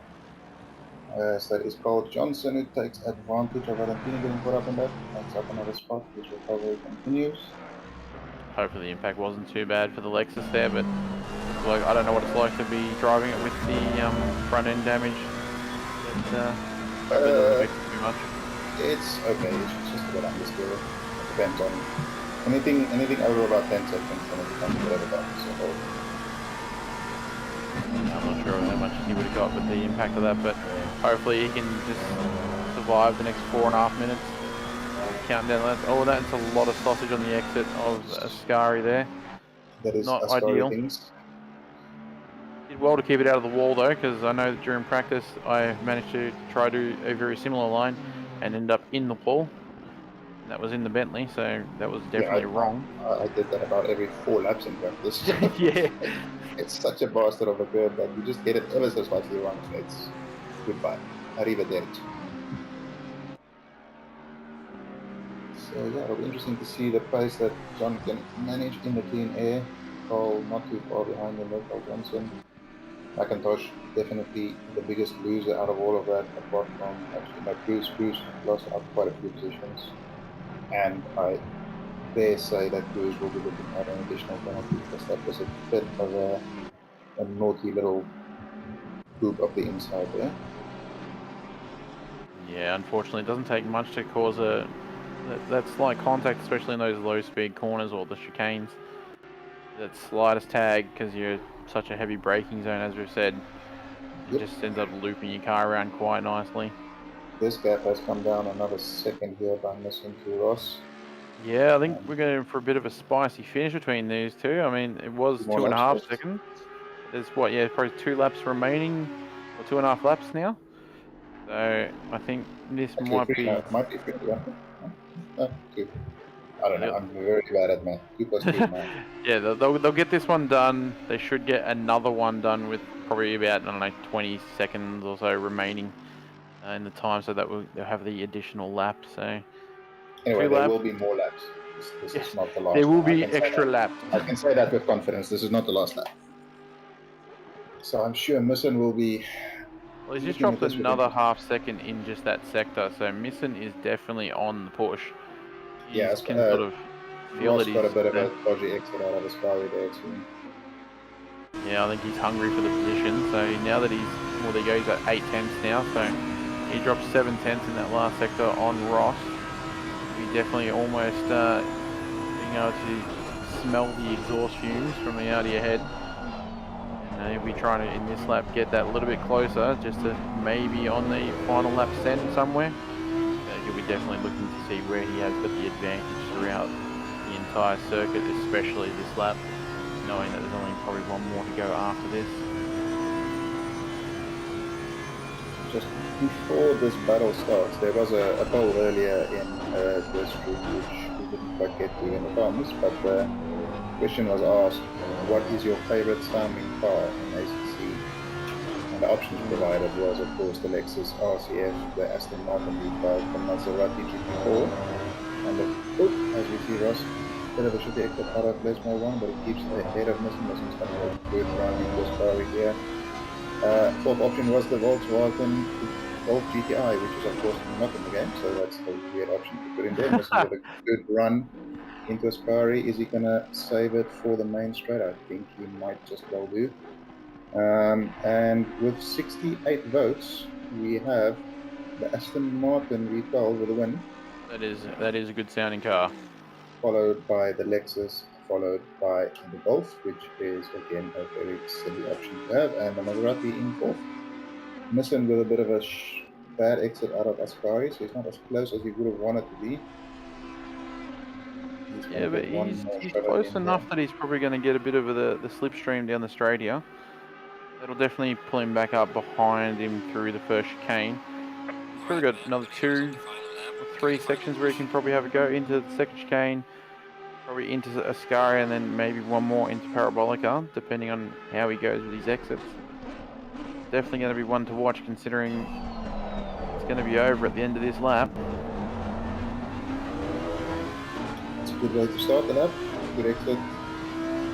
Should be able to get a good run, but as we've seen, overtaking into that second chicane is not the easiest thing to do. So I think he might be saving it for into Ascari, hoping to get a good exit out of Lesmo. He's probably seen that Ross has had a bit of an issue through the Lesmos. You've seen him get a really good exit there out of the second chicane. Probably going to set him up into the next couple. As we see, Ross goes a little bit wide again. Wide there, a little bit of a slide. Misson had to back out of it. Coming into Lesmo 2, Misson is quickly running out of corners here. But he gets a good run out of Lesmo 2. Is he going to be ballsy enough to send it into Ascari, or will he wait for the Parabolica? I think he's going to have to wait for Parabolica at this rate. He's just a little bit too far behind coming into this, so he needs the good exit here. otherwise it's all over Red Rover unless he can do a bit of a spoof Parabolica. It's so tricky to follow closely to Ross Barry. All he gets a bit of a closer extra, I think. Barring Ross messing up Parabolica, he's done enough to seal this win. Moment of truth coming into the last braking zone. Yeah, I think he's just enough, and he's had Nice that and defensive safe. line. He's got enough of it. He's going for the nice win there. So I think that's a very smart last couple lap drive from Mr. Ross there. So congratulations on your win with Misson taking P2 and Like taking up the last podium position there. And looks like John was able to hold off Johnson there as well, even with the front end damage there with the Lexus. So I don't think you'll be too disappointed with that result. And Valentini looks like he may have taken out the Pro-Am women. Oh my God, there's a Porsche. Well, welcome to the wall. Did he just Leclerc himself at the Parabolica? Yeah, I think that's a self-death. And Scott, is he going to get him up? Ooh, just short of him. Not sure what happened to Ty there, but that was a very interesting line. Oh, Beddings always gets a booty tap. Okay, all over the place. And what is off the track, that is Darren White into the wall. What is going on at Parabolica? Is there a magnet on the inside? I was going to say, did someone throw some oil on the last corner just at the last second? That race official on the left-hand side, like where you hit the power again, I'm looking at you, buddy. You're looking a bit dodgy. Electromagnetic freaking field or something there. Yeah, he's doing something. Spinning at left, right, and center. You see, it's Plump crossing the line there, just beating the drone to the line. And fireworks are us. Fireworks. And we're just waiting on one more driver to cross the line here. I think we have a wave gif in the chat, so somebody can just report and ban that. And that is that for Split Red. Congratulations, Split Red, for living up to your name. And yeah, Parabolica is the biggest asshole of everyone. Clearly. The reputation is intact. Split Red has not been overtaken yet. As we look at the final results of race 1, we have Corey Sweet, John Sonnicus, and Richard McIntosh in the Pro Class. P. Chalmers, Alex Valentini, and Sherry Samuel in the Pro-Ams, and then Munoz, Ronquillo, and Joseph in the Ams. And then finally in race 2, starting with the end. There you go. Cameron Ross, Samuelson, and Javier Lai in the Pro Class. In the Pro-Ams, we have Valentini, Sherry Samuel, and McLaws. And in the Ams, we have Jason Leonard, Scott, Charlie Brooker, and Munoz in third. So a double podium for Munoz in the AM class, which is a great result for him. Well done to all the podium sitters in all the classes. And that brings AP to a close for this week. That's all 4 splits done and dusted. Some very interesting races. I know that yellow had some very interesting weather, where they get changed 4 times throughout, and green had, well, green things. Blue had a 25-car pile-up, and Parabolica in Split Red was definitely the victim. Oh, well, sorry, not the victim, the enemy at the end of the track. So I think that was a great variety of racing across all 4 splits. And I think we still have, is it the NA splits left, or maybe it might be Europe? I'm not really sure. Europe and NA later, I think. Yes. So they will be on in a couple of hours. And then, of course, don't forget to join us next week for round 2 of season 8 at Paul Ricard. Yes, with the mile-long straight where everyone tries to go for a big send into the right-hander. And you're in the Bentley, so good luck with that. Yes, thank you, sir. I've heard it's not great. And thank you, everyone, for watching. Thank you, chat. And don't forget to like as you leave, and we'll see you next week. Have a good night, all. Yep. Good night, all. Have a good one.